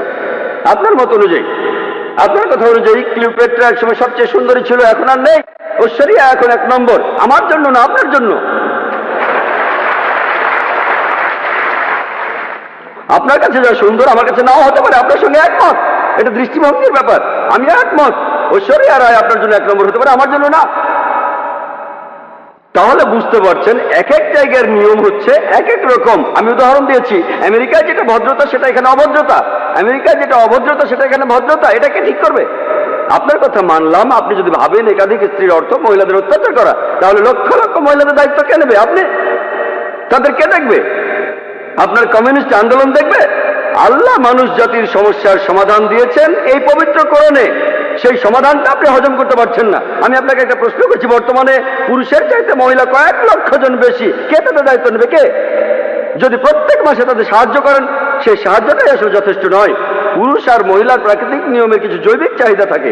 আল্লাহ কোরআনে বলছেন, সূরা রুমের 21 নম্বর আয়াতে উল্লেখ আছে, আল্লাহ তোমাদের হৃদয়ে ভালোবাসা আর দয়া সৃষ্টি করেছেন। আমি একজন ডাক্তার, একজন ডাক্তার হিসেবে বলছি, একজন মহিলা সারা জীবন কুমারী থাকতে পারে না, পারে না। এটা অসম্ভব। আপনি এখন কি করবেন? এদের কি হবে? এরা পতিত হবে। আপনার কমিউনিস্ট এদের কি করতে পারবে? এর সমাধান কি? কোনো সমাধান নেই। আল্লাহ আমাদের এই সমস্যার সমাধান দিয়েছেন, সেই সমাধানটা হজম করতে পারছেন না। তাহলে এখানে সমস্যাটা হলো সমাধান পছন্দ হচ্ছে না, আপনি সমাধান দেন। এর চাইতে ভালো সমাধান কি দিতে পারেন? ইসলামে একাধিক বিয়ে করাটা আবশ্যিক নয়, 4টা বিয়ে করা আবশ্যিক নয়। আমি এমন কোন ইন্ডিয়ান মুসলিমকে চিনি না যার 4টা স্ত্রী, কাউকে চিনি না। অন্যান্য কিছু বিদেশি মুসলিম আছেন। আপনাকে বুঝতে হবে ভাই, এটাই হলো সমাধান। সব পুরুষই একাধিক বিয়ে করতে পারে না, সবাই করতে পারে না। তবে কিছু মানুষ স্ত্রীদের সুবিচার করতে পারে, আল্লাহ তাদের অনুমতি দিয়েছেন। তারা যদি সুবিচার করতে পারে, আপনার সমস্যা কোথায়? কোথায় মহিলাদের অত্যাচার করছি? আমরা তাদের সম্মান করছি।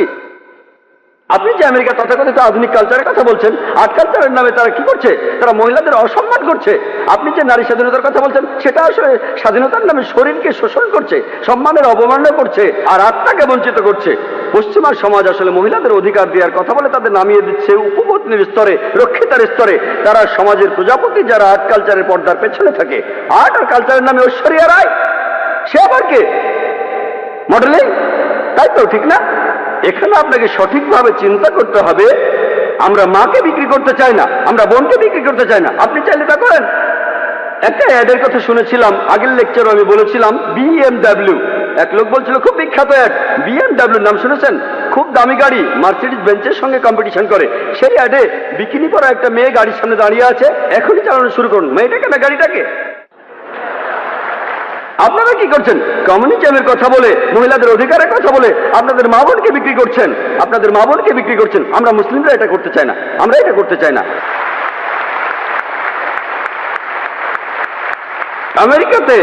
আমেরিকাতে আপনি রক্ষিত রাখতে পারেন 5, 10, 20, কেউ কিছু বলবে না। আর কমিউনিজমে রক্ষিত রাখার নিয়ম আছে, একাধিক স্ত্রী থাকলে সমান অধিকার দিতে হবে, অবিচার করতে পারবেন না, সম্মান করতে হবে, সম্পদের ভাগ দিতে হবে। এটা আপনারা হজম করতে পারছেন না। কে মহিলাদের ছোট করছে? আমি না আপনি? আর আমেরিকাতে, পৃথিবীর সবচেয়ে উন্নত দেশে, আমেরিকানরাই বলে যে ইসলাম মহিলাদের ছোট করে দেখে। আপনি কি জানেন পৃথিবীতে যতগুলো প্রধান ধর্ম আছে, ইসলামের অনুসারী বাড়ছে সবচেয়ে বেশি হারে। যে লোকগুলো ইসলাম গ্রহণ করছে তাদের 3 ভাগে 2 ভাগে মহিলা। ইসলাম যদি মহিলাদের ছোট করে, তাহলে আমেরিকান মহিলারা ইসলাম গ্রহণ করছে কেন? আমেরিকান পুরুষরা কেন ইসলাম গ্রহণ করছে?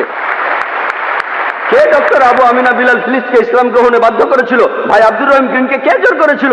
কে? যারা ইসলাম গ্রহণ করছে তাদের 3 ভাগে 2 ভাগই মহিলা, তারাও ইসলাম গ্রহণ করছে। কেন? ইসলাম যদি মহিলাদের ছোট করে, তাহলে কেন তারা মুসলমান হচ্ছে? কারণ তারা জানে ইসলাম মহিলাদের নিরাপত্তা দেয়, মহিলাদের সম্মান দেয়। এই নিরাপত্তাটা থাকলে আপনাদের উদ্দেশ্য সফল হবে না, এদের দিয়ে আপনারা টাকা কামাতে পারবেন না। পলিটিশিয়ানরা যেমন ডিভাইড অ্যান্ড রুলের নীতি মেনে চলে, আর্ট আর কালচারের লোকেরা তেমনি মহিলাদের অধিকারের কথা বলে। বিউটি কন্টেস্ট, কসমেটিক্স বিক্রি করা হচ্ছে, তারা এভাবে কোটি কোটি ডলার কামাচ্ছে। আপনি জানেন বিউটি কন্টেস্ট কি জন্য? এই বিউটি কন্টেস্টের নামে তারা কোটি কোটি ডলার কামাচ্ছে। আর এরা যেহেতু কোটি কোটি ডলার কামাচ্ছে, অন্যান্য সব লোকজনও সেটা দেখছে। তাহলে বুঝলেন ভাই, আমরা আমাদের মা বোনদের লোকজনের সামনে সাজিয়ে দেখাতে চাই না। তাদের সম্মান করি, তাদের ভালোবাসি, তাদের শ্রদ্ধা করি। আমরা মহিলাদের ছোট করি না।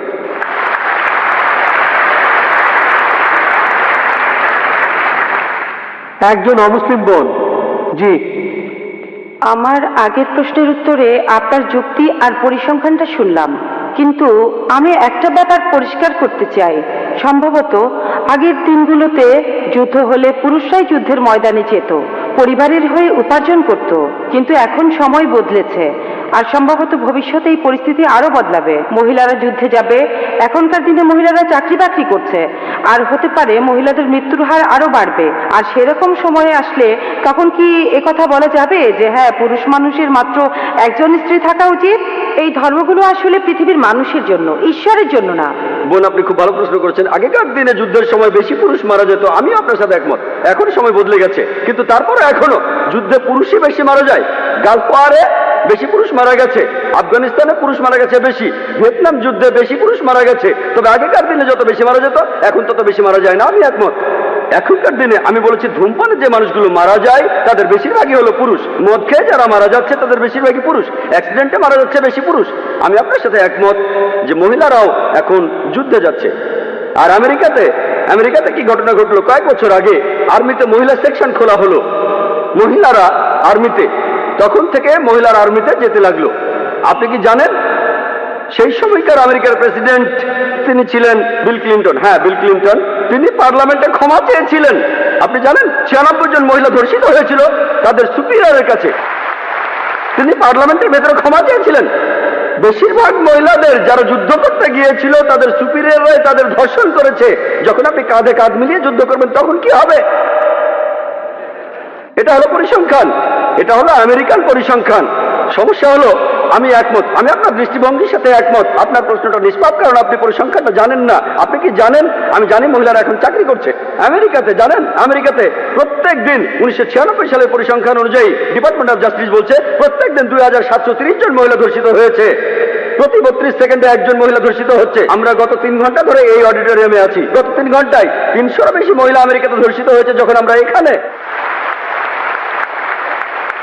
এখন ইসলাম মহিলাদের কাজ করার বিরুদ্ধে নয়, ইসলাম মহিলাদের কাজ করতে বাধা দেয় না। তবে ইসলামে আয় উপার্জনের দায়িত্বটা হলো পুরুষের। মহিলা কাজ করলে ভদ্রোচিত কাজ করতে পারে, এমন কাজ না যে মডেলিং, নাচা, গান গাওয়া অথবা পুরুষদের সাথে মেলামেশা করা। মহিলাদের কাজ করার অনুমতি আছে বোন, কিন্তু যে কাজগুলো অসম্মানজনক সেখানে সম্ভাবনাটাই বেশি যে আপনাকে ছোট করা হবে, অবিচার হবে। কিছু বলতে চান আপনি? আমি মহিলাদের অসম্মানজনক কাজের কথা বলছি না, আমি ভালো কাজের কথাই বলছি।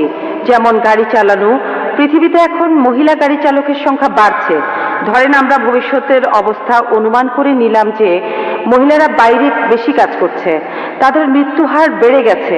সেরকম সময়ে কি এমন ধর্মের প্রবর্তন করতে পারি যেখানে পুরুষের মাত্র একটাই স্ত্রী থাকবে? আমি বর্তমান সময়ের প্রেক্ষাপট নিয়ে বলছি না, সব ধর্মের কথাই বলছি। আমার প্রশ্নটা হলো, সময় বদলানোর সাথে সাথে আমরা কি আমাদের ধর্মটাকেও বদলে নিতে পারি?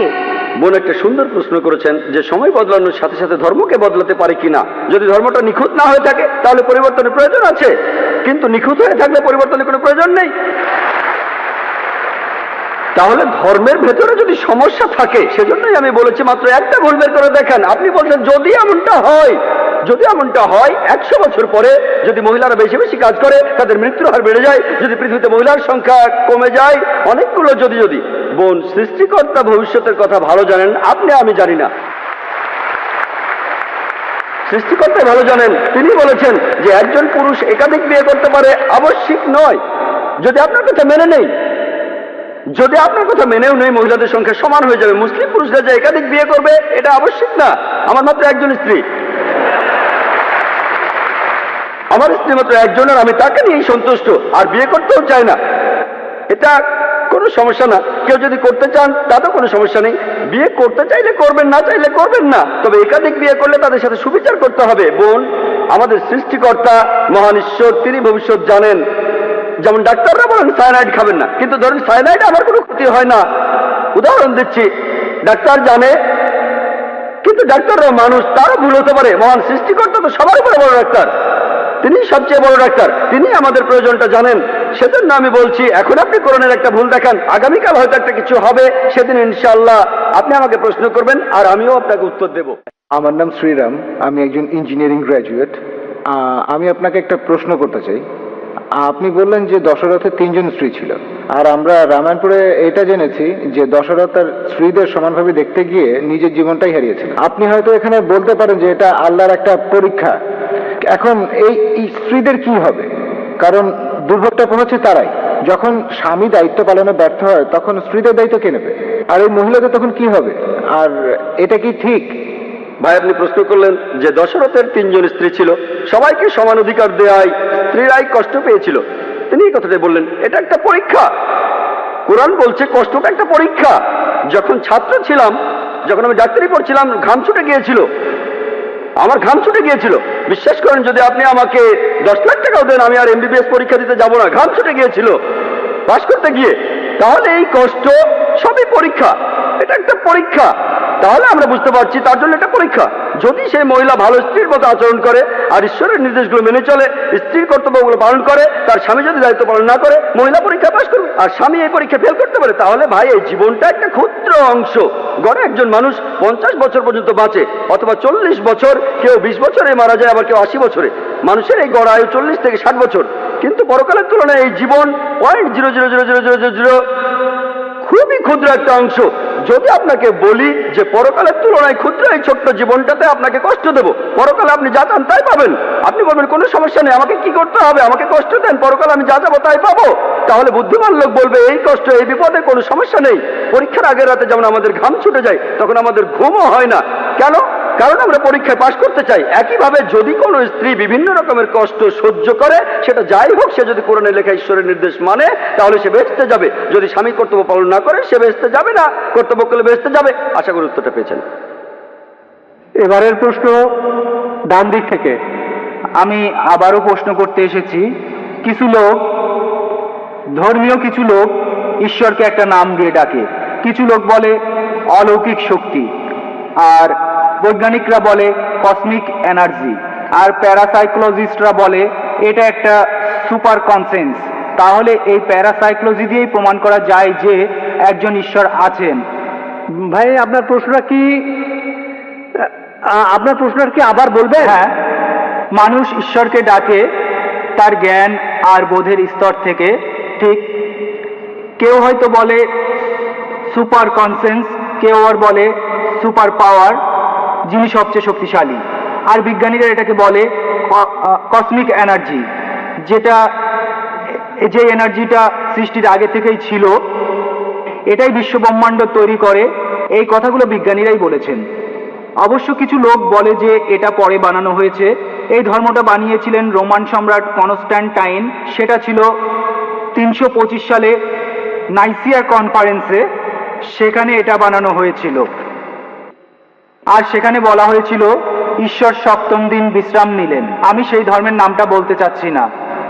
এখন সেই কসমিক এনার্জি যদি বিশ্রাম নেয়, তাহলে অল্প সময়ের মধ্যেই বিশ্বজগৎ ধ্বংস হয়ে যাবে।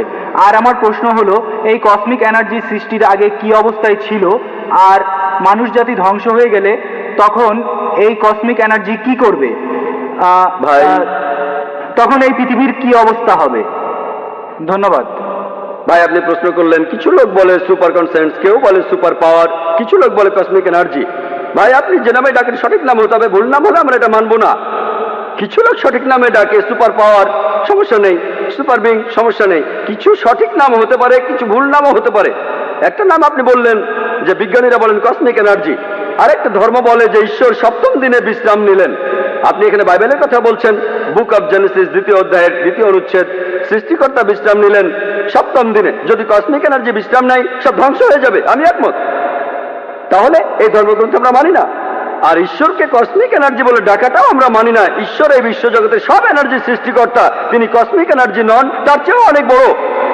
তিনি সবকিছু সৃষ্টি করেছেন আর সবকিছু তার উপর নির্ভরশীল। তাহলে যে ধর্মগ্রন্থে বলা হচ্ছে ঈশ্বর বিশ্রাম নিলেন, আমরা সেটা মানি না। ঈশ্বরের বিশ্রামের প্রয়োজন হয় না। আল্লাহ পবিত্রকরণে বলেছেন, সূরা বাকারার 255 নম্বর আয়াতে উল্লেখ আছে যে আল্লাহর নিদ্রার প্রয়োজন হয় না, তার বিশ্রাম নেওয়ার প্রয়োজন হয় না। তাহলে স্রষ্টার বিশ্রামের প্রয়োজন হয় না, সৃষ্টিকর্তার এই সংজ্ঞাটা আসলে ভুল। সঠিক সংজ্ঞাটা যদি আপনারা কোরআন পড়েন, আল্লাহর বিশ্রামের প্রয়োজন নেই। আর আপনি যে নামেই ডাকুন সেটা সঠিক নাম হলে কোনো আপত্তি নেই, যদি ভুল নামে ডাকেন তাহলে আপত্তি আছে।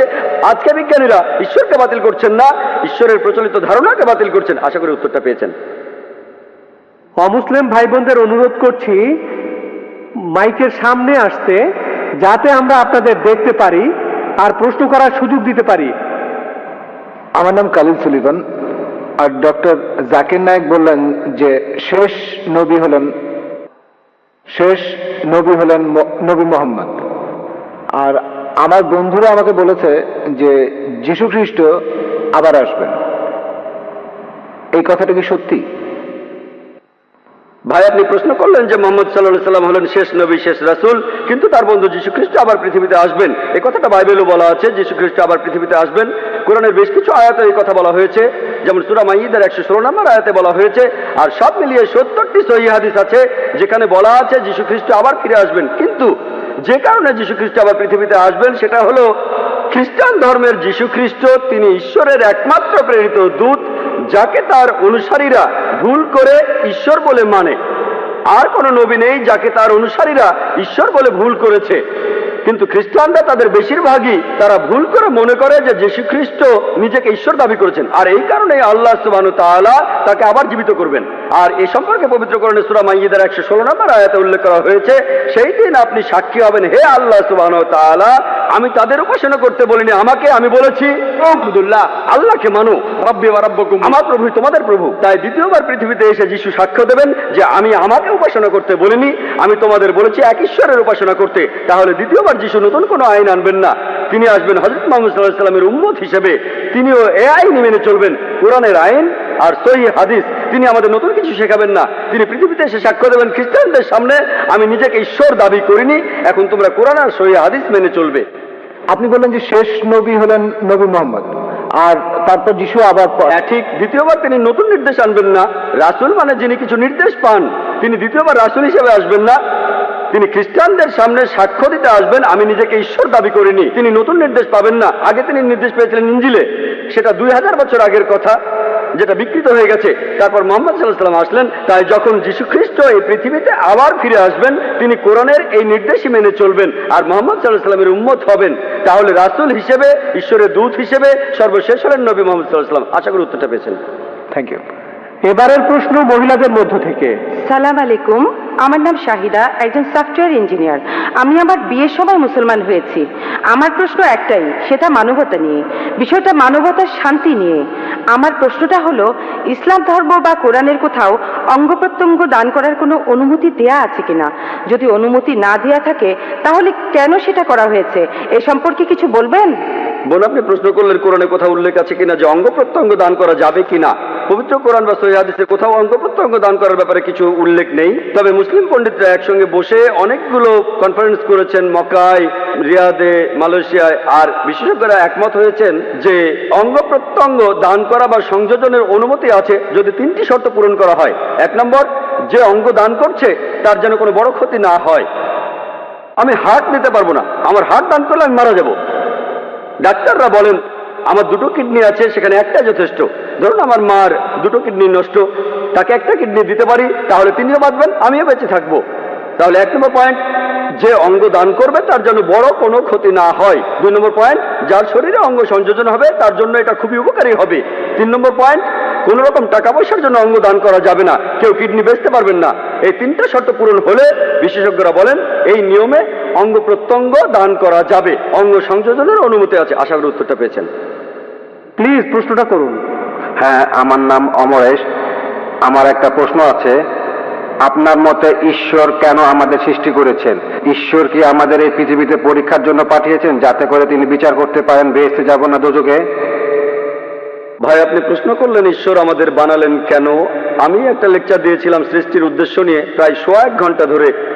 ঈশ্বর আমাদের তৈরি করেছেন, তার একটা কারণ হলো পরীক্ষা, পরকালের জন্য।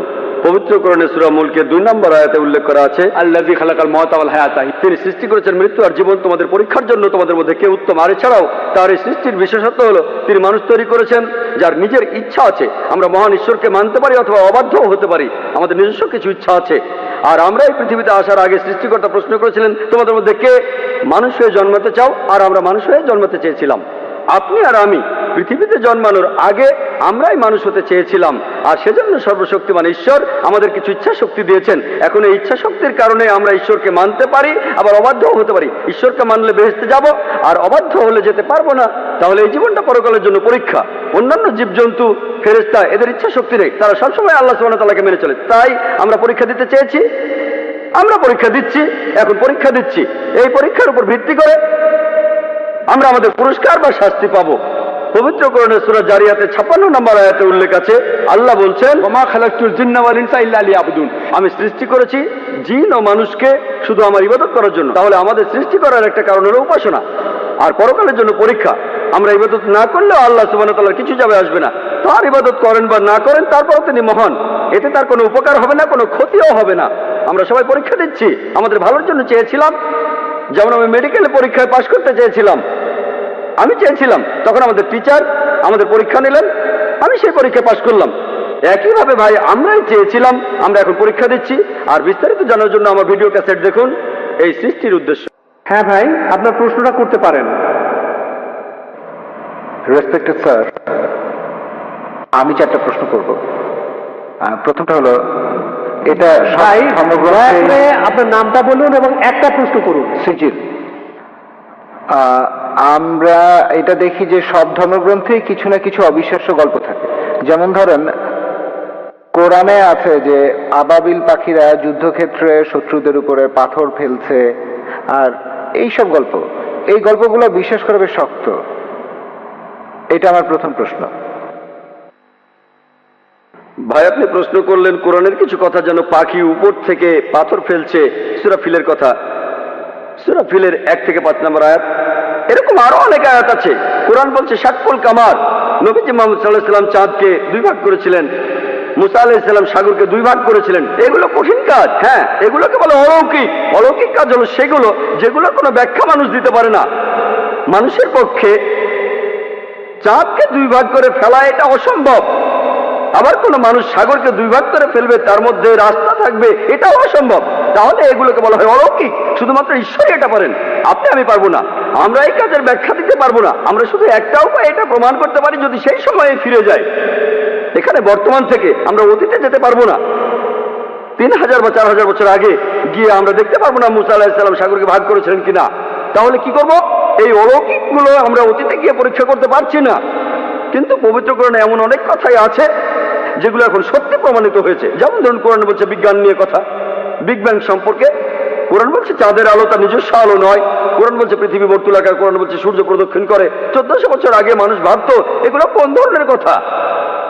চাঁদের নিজের কোনো আলো নেই, পৃথিবী বর্তুলাকার, এগুলো কি সত্যি? এগুলো বিগ ব্যাং এর কথা? এখন বিজ্ঞান অনেক উন্নত হয়েছে, এখন আমরা জানি সবই সত্যি। তবে অতীতে কি হয়েছে জানার জন্য অতীতে যেতে পারবো না। আমার যুক্তি বলে কোরআনে যে কথাগুলো আছে, কিছু পরীক্ষা করা যায়, কিছু পরীক্ষা করা যাবে না। আমরা অতীতে যেতে পারবো না, তাহলে এই ব্যাপারগুলো কিছুটা অপরিষ্কার। আমরা বর্তমানে যেগুলো পরীক্ষা করতে পারি, সেই কথাগুলোর মধ্যে যা কিছু পরীক্ষা করতে পারি, ধরেন 80% চেক করতে পারি।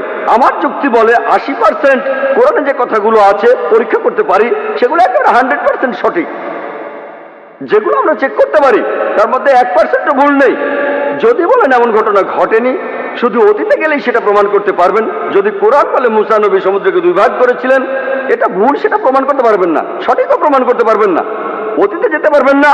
আমরা 3-4 হাজার বছর আগে ফিরে যেতে পারি না। তাহলে যদি যুক্তি দিয়ে বলতে পারি এই ব্যাপারটা সত্যি হতে পারে, নাও হতে পারে, সত্যি হতে পারে, নাও হতে পারে। পাখিগুলো হয় পাথর ফেলেছিল, না হয় ফেলেনি, ঠিক?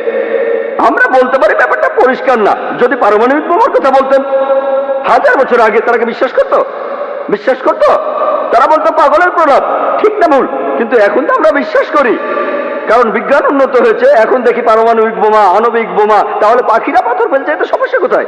এটা খুব সোজা। পারমাণবিক বোমা আরো কঠিন।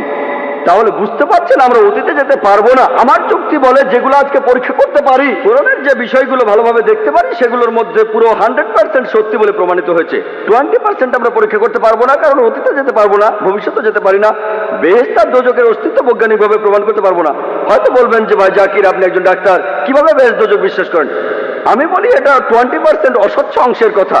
আমার যুক্তি বলে যখন 80% কোরআনের যতখানি আমরা চেক করতে পারি, এগুলো 100% সত্যি বলে প্রমাণিত হয়েছে, সেখানে 0.1%ও ভুল নেই। আমার যুক্তি বলে এই 20%ও ইনশাআল্লাহ আল্লাহ চাইলে সেটাও সত্যি প্রমাণিত হবে। হয়তো ভবিষ্যতে বিজ্ঞান উন্নত হবে, 20 বছর 50 বছর পরে আমরা পরকালের জীবন সম্পর্কে জানতে পারবো, আমরা বেহেশত দোজখ সম্পর্কে জানতে পারবো। আমার যুক্তি বলে এটা যুক্তিপূর্ণ বিশ্বাস যে কোরআনের 0.00001%ও ভুল প্রমাণিত হয়নি, 80% একেবারে পুরোটাই সত্যি। তাই আমার যুক্তি বলে যে ইনশাআল্লাহ বাকি 20% যেটা চেক করা যাচ্ছে না, অতীতে ফিরে গিয়ে বা ভবিষ্যতে গিয়ে ইনশাআল্লাহ সেগুলো সত্যি হবে। আশা করি উত্তরটা পেয়েছেন। এর পরের প্রশ্ন পুরুষদের মধ্য থেকে। হ্যালো, আমার নাম অশোক, আমি ইকোনমিক্স নিয়ে এমএ পড়ছি। স্যার, আমার প্রশ্নটা হলো, বর্তমান প্রেক্ষাপটে বলা যায় আমরা খুব খারাপ সময় পার করছি। আমরা সবাই শান্তি চাই, হোক জাতিগত শান্তি বা হোক ধর্মীয় শান্তি, অথবা সে যাই হোক, আমাদের আসলে শান্তি আর মানবতার প্রয়োজন। এই ধর্মের কারণেই কি পৃথিবীতে আমরা আজ এত বেশি সমস্যা দেখছি? এই ধর্মের কারণেই কি পৃথিবীতে এত বেশি যুদ্ধ আর অরাজকতা চলছে? এটা বাদেও অন্য সমস্যা আছে। আর এই ধর্ম দিয়েই কি পৃথিবীর সব সমস্যার সমাধান করা যায়? আর ধর্ম দিয়েই কি ইথিওপিয়া দুর্ভিক্ষের সমাধান করা যায়? শিশুরা না খেয়ে মারা যাচ্ছে, ধর্মই কি সব কিছুর সমাধান? ধর্ম দিয়েই কি পৃথিবীর এই সব সমস্যা সমাধান করা যাবে? এই ধর্ম দিয়েই কি আমাদের সব সমস্যাগুলোর সমাধান করা যাবে? আমার মনে হয় অন্য কোনো সমাধান আছে। ভাই খুব সুন্দর প্রশ্ন করেছেন। পৃথিবীতে এখন অনেক সমস্যা, ধর্মই কি এসবের সমাধান দেবে? ইথিওপিয়াতে অনেক মানুষ মারা যাচ্ছে, ধর্ম কি এটা সমাধান? ভাই, সত্যের ধর্মটাই এখানে সমাধান। আল্লাহ পবিত্র কোরআনে বলছেন, সূরা আল ইমরানের 19 নম্বর আয়াতে উল্লেখ আছে, ইন্নাদ-দীনা ইনদাল্লাহিল ইসলাম। একমাত্র গ্রহণযোগ্য দিন হলো আল্লাহর কাছে নিজের ইচ্ছাকে সমর্পণ করা। যদি দেশের সব লোক আল্লাহর কাছে আত্মসমর্পণ করত, তাহলে ইথিওপিয়ায় কোনো সমস্যাই হতো না। আল্লাহ পবিত্র কোরআনে বলছেন, আর সহিহ হাদিসেও আছে, ইসলামের তৃতীয় স্তম্ভ হলো প্রত্যেক ধনী লোক যাদের সঞ্চয় নিসাবের তুলনায় অতিরিক্ত 85 গ্রাম স্বর্ণ, তাদের সঞ্চয়ের 2.5% দান করে দেবে। যদি সব লোক দান করত, দারিদ্র্য বলে পৃথিবীতে কিছুই থাকতো না। ইথিওপিয়াতে অবশ্যই পুরো পৃথিবীতে একটা মানুষ না খেয়ে মারা যেত না। আপনি কি জানেন পৃথিবীর সবচেয়ে 3 জন ধনী লোক, সবচেয়ে ধনী 3 জন, তাদের সম্পদের পরিমাণ 48টা গরিব দেশের জাতীয় আয়ের সমান। সবচেয়ে ধনী 3 জন, যদি এই 3 জন যাকাত দেয়, মানুষের অনেক সমস্যার সমাধান হয়ে যাবে। সমস্যা হচ্ছে প্রত্যেকটা মানুষ যদি ইসলাম ধর্ম পালন করত, আল্লাহর কাছে নিজের ইচ্ছাকে সমর্পণ করত। আপনি একটা সমস্যার কথা বললেন, যে সমস্যার কথাই বলেন না কেন, আলহামদুলিল্লাহ পবিত্র কোরআনে সেই সমস্যার সমাধান দেওয়া আছে। সত্যের ধর্ম পালন করুন, সত্যিকারের শান্তি পাবেন। এবারের প্রশ্ন মহিলাদের মধ্য থেকে, অমুসলিম বোন। আসসালামু আলাইকুম। যদি একজন মুসলমান কোনো অমুসলিমের বাসায় থাকে, সে যদি তখন নামাজ আদায় করতে চায়, সেই অমুসলিমের বাসায় কি নামাজ পড়া যাবে? সেখানে নামাজ পড়ার নিয়মটা কি? আর মুসলমানরা মন্দির থেকে প্রসাদ নিতে পারবে কিনা সেটা বলবেন কি? বোন, আপনি দুটো প্রশ্ন করেছেন। প্রথমটা হলো কোনো অমুসলিমের ঘরে একজন মুসলিম নামাজ পড়তে পারবে কিনা। যদি সেই ঘরে কোনো সমস্যা না থাকে, যদি আপনার সামনে কোনো মূর্তি না থাকে, যদি আপনার নামাজ পড়ার জায়গাটা পরিষ্কার থাকে, আপনি তাহলে নামাজ পড়তে পারেন। আমাদের প্রিয় নবী মুহাম্মদ সাল্লাল্লাহু আলাইহি ওয়াসাল্লাম বলেছেন, এটা আছে সহিহ বুখারীতে 1ম খণ্ড বুক অফ সালাত, যে পুরো পৃথিবী একটা মসজিদ বিশ্বাসীদের জন্য। যদি জায়গাটা পরিষ্কার থাকে, আর ইসলামের কোনো নিয়ম ভাঙা না হয় আপনি নামাজ পড়তে পারেন। এবারে প্রসাদের ব্যাপারে বলি। প্রসাদ হলো খাবার যেটা পুজোর সময় হিন্দু ধর্মের লোকেরা উৎসর্গ করে তাদের দেবতাদের নামে। আল্লাহ পবিত্র কোরআনে সব মিলিয়ে 4টা আয়াতে বলেছেন। সূরা বাকারার 173 নম্বর আয়াতে আছে, সূরা মাইদার 3 নম্বর আয়াতে উল্লেখ আছে, সূরা আনামের 145 নম্বর আয়াতে আছে, আর সূরা নাহলের 115 নম্বর আয়াতে উল্লেখ আছে, حرمت عليكم الميتة والدم ولحم الخنزير وما أهل لغير الله به। তোমাদের জন্য যে খাদ্যগুলো হারাম, মৃত জন্তু, রক্ত, শূকরের মাংস এবং যেটা জবাই করার সময় আল্লাহ ছাড়া অন্য কারো নাম নেওয়া হয়। তাহলে প্রসাদ খাওয়াটা হারাম, প্রসাদ খাওয়ার অনুমতি নেই ইসলামে। তবে অনেক মুসলমান আছেন যারা কষ্ট দিতে চান না, তাদের অমুসলিম বন্ধুদের কষ্ট দিতে চান না তাই তারা কি করেন, কিছু মুসলমান বিসমিল্লাহ বলে খেয়ে ফেলেন।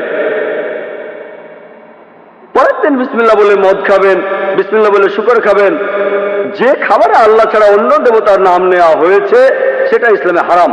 এখানে আপনি কি করবেন, আমার ভিডিও ক্যাসেট দেখতে পারেন, দাওয়া ও ডিস্ট্রাকশন, সেখানে দেখবেন কিভাবে অমুসলিমদের বোঝাবেন প্রসাদ খাওয়ার ব্যাপারে আর কিভাবে তাদের ধর্মগ্রন্থ দিয়েই তাদেরকে বোঝাতে পারবেন। আশা করি উত্তরটা পেয়েছেন। এবারের প্রশ্ন পুরুষদের মধ্য থেকে। আমি একটা বিষয় পরিষ্কার করতে চাই, সবকিছু কি আল্লাহর পরীক্ষা? সবকিছুই কি আল্লাহর পরীক্ষা? ভাই আপনি প্রশ্ন করেছেন সবকিছু আল্লাহর পরীক্ষা কিনা। আমাদের জীবনটাই পরীক্ষা। মাঝে মধ্যে আমরা নিজেরাই নিজেদের জন্য সমস্যা তৈরি করি, আমরা নিজেরাই নিজেদের সমস্যা তৈরি করি। এই জীবনটা আসলে পরকালের জন্য একটা পরীক্ষা। তাহলে তো ব্যাপারটা দাঁড়াচ্ছে কেউ বেহেশতে যেতে পারবে না, কারণ মানুষ মাত্রই ভুল করে। ভাই আপনি বললেন যে কেউ তাহলে বেহেশতে যেতে পারবে না কারণ মানুষ মাত্র ভুল করে। আমি একমত, মানুষ ভুল করে, প্রত্যেক মানুষই ভুল করে। আর এজন্যই নবীজি বলেছেন আল্লাহ সুবহানাহু ওয়া তাআলার করুণা আর দয়া ছাড়া কোনো লোক বেহেশতে যেতে পারবে না। আমার লেকচারে সে কথা বলেছি যে আমরা মানুষরা ভুল করি কিন্তু আল্লাহ সেটা মাফ করে দিচ্ছেন। তিনি গাফুর, তিনি রাহিম, তিনি করুণাময়, তিনি পরোপকারী, তিনি এই লোকদের মাফ করে দেন। তবে তিনি কিছু নিয়ম কানুন মেনে চলেন। আর আল্লাহ তিনি এমন কিছু বলেন না যে তুমি দেখতে ভালো তাই মাফ করে দিলাম, তুমি দেখতে খারাপ তাই মাফ করলাম না। আল্লাহ মানুষের জন্য আইন কানুনগুলো বলেছেন কোরআনে। তাই শুধু আল্লাহর করুণা পেলেই আপনি বেহেশতে যেতে পারবেন। যদি আল্লাহ আপনার সমস্যাগুলো খুঁটিয়ে খুঁটিয়ে ধরেন আর পয়েন্ট বিয়োগ করেন, সেই সাথে সবগুলো ভালো কাজের পয়েন্ট যোগ করেন, তাহলে কোনো মানুষ বেহেশতে যেতে পারবে না, এমনকি নবীজিও না। নবীজি কথা বলেছেন, এটা নবীজির হাদিস। পবিত্র কোরআন বলছে আল্লাহ আপনার ভালো কাজগুলোকে 10 দিয়ে গুণ করবেন আর খারাপ কাজগুলোকে 1 দিয়ে। আর আল্লাহ এরকমই করুণাময়, তিনি মানুষকে ক্ষমা করে দেন, তবে একটা অন্যায় তিনি ক্ষমা করবেন না। পবিত্র কোরআনে সূরা নিসার 48 নম্বর আয়াতে উল্লেখ আছে এবং সূরা নিসার 116 নম্বর আয়াতে উল্লেখ আছে যে অন্যায়টা তিনি কখনোই ক্ষমা করবেন না, সেটা হলো শিরক, আল্লাহ ছাড়া অন্য কারো উপাসনা করা। অন্য কোনো অন্যায় হয়তো তিনি ক্ষমা করতে পারেন, আর আল্লাহকে ছাড়া অন্য কোনো দেবতার উপাসনা করা এটা হলো সবচেয়ে বড় অন্যায়। আশা করি উত্তরটা পেয়েছেন। আপনি কি আরো কিছু বলতে চান ভাই? হ্যাঁ, এখন ধরি একজন লোক সে তার সব কাজ ভালোভাবে করলো, কিন্তু সেই লোক তার 3 জন স্ত্রীকে সমানভাবে দেখলো না, সেই লোক কি তখন বেহেশতে যাবে? ভাই আপনি প্রশ্ন করলেন যে যদি, আমি আপনার প্রশ্নটা বুঝেছি, যদি কোনো লোকের 3 জন স্ত্রী থাকে আর সে সমান বিচার করতে না পারে, সে কি বেহেশতে যাবে? হ্যাঁ যাবে। কেন যেতে পারবে না? কারণ আমাদের পক্ষে পুরোপুরি নিষ্পাপ পাওয়াটা খুবই কঠিন। আপনি তো বললেন সব মানুষই ভুল করে, অনেক মানুষই ভুল করে। আপনার মনেও কোনো খারাপ চিন্তা আসতে পারে, এটাও তো ভুল। তাই আপনি যদি ভুল করেন সেজন্য ক্ষমা চাইবেন। যে লোক তার স্ত্রীদের সঙ্গে সুবিচার করতে পারে না, সে যদি ক্ষমা প্রার্থনা করে আল্লাহ ক্ষমা করতে পারেন, তাকে বেহেশতে নিতে পারেন। হতে পারে সে অনেক ভালো কাজ করেছে, তাই আল্লাহ তাকে ক্ষমা করতে পারেন। এই সব নির্ভর করছে আল্লাহ সুবহানাহু ওয়া তাআলার উপর। তিনি বিচার করবেন। একজন লোক তার স্ত্রীদের প্রতি সমান বিচার করবে, তবে যদি করতে না পারে সে বেহেশতে যেতেও পারে, নাও যেতে পারে। তার পুরো জীবনের সবগুলো কাজ বিচার করে আল্লাহ সবকিছু ঠিক করবেন। সে বেহেশতে যেতেও পারে, নাও যেতে পারে। সে ক্ষমা প্রার্থনা করলে আল্লাহ তাকে ক্ষমা করতে পারেন। আশা করি উত্তরটা পেয়েছেন। হ্যাঁ ভাই, আপনি? স্যার, ইসলাম ধর্মে বিনোদনের কোন কোন বিষয়গুলোকে অনুমতি দেওয়া হয়েছে? মিউজিক সম্পর্কে ইসলাম কি বলে? আর সুফিজম সম্পর্কে কি কিছু বলবেন? এটা কি ইসলামের কাঠামোর মধ্যে পড়ে নাকি পড়ে না? ভাই আপনি হালাল বিনোদনের কথা বলছেন। বিনোদনটা আসলে আপনার দৃষ্টিভঙ্গির উপর। আপনার জন্য যেটা বিনোদন আমার জন্য নাও হতে পারে। যেমন এই অনুষ্ঠানের লোকজন বিনোদন পাচ্ছে, অনেক কিছু তারা শিখতে পারছে, এটা হালাল। তাহলে হালাল বিনোদন হলো সেই বিনোদন যেটা কোরআন আর সুন্নাহর বিপক্ষে যাবে না। কোরআন আর সহিহ হাদিসে যেগুলোকে হারাম বলা হয়েছে সেগুলো মেনে চললে বাকি সব বিনোদনই হালাল। মিউজিক সম্পর্কে নবী মোহাম্মদ সাল্লাল্লাহু আলাইহি ওয়াসাল্লামের একটা হাদিস বলছে যে ডাব বাজানো ছাড়া অন্য মিউজিক নিষিদ্ধ, শুধুমাত্র ডাব, একপাশে খোলা ড্রাম, এটা বাদে অন্য মিউজিকের অনুমতি নেই। কারণ এই মিউজিক আপনাকে আল্লাহর পথ থেকে দূরে নিয়ে যাবে। যেহেতু এটা আপনাকে আল্লাহর পথ থেকে দূরে নিয়ে যাবে, তাই এটা নিষিদ্ধ। আপনার তৃতীয় প্রশ্ন ছিল ইসলাম ধর্মে সুফিজম। সুফি একটা আরবি শব্দ যেটা এসেছে সুফ থেকে। এই মতবাদটাও আসলে পথভ্রষ্ট। আগের উত্তরগুলোতে আমি বলেছি আমাদের কোরআন এবং সুন্নাহ মানা উচিত। তাই আপনি যদি এমন কিছু মানেন যেটা কোরআন এবং সুন্নাহয় উল্লেখ করা নাই, সেটা আসলে পথভ্রষ্ট। এর বেশিরভাগই পথভ্রষ্ট। আপনারা সুফিজমের যেসব মতবাদগুলো দেখেন, এর বেশিরভাগই পথভ্রষ্ট। এই মতবাদটা পবিত্র কোরআন আর সুন্নাহ মেনে চলে না। কোনো বিশেষজ্ঞ যদি এখানে কিছু বলেন, সেটা কোরআন আর সুন্নাহর সাথে মেলাবেন, অন্য কোনো উৎস নেই। সঠিক উৎস হলো কোরআন আর সহিহ হাদিস। কোরআনের অনুবাদগুলোর মধ্যে আপনার মতো সবচেয়ে শুদ্ধ অনুবাদ কোনটা, এ ব্যাপারে বলবেন? সবচেয়ে খাঁটি ইংরেজি অনুবাদ।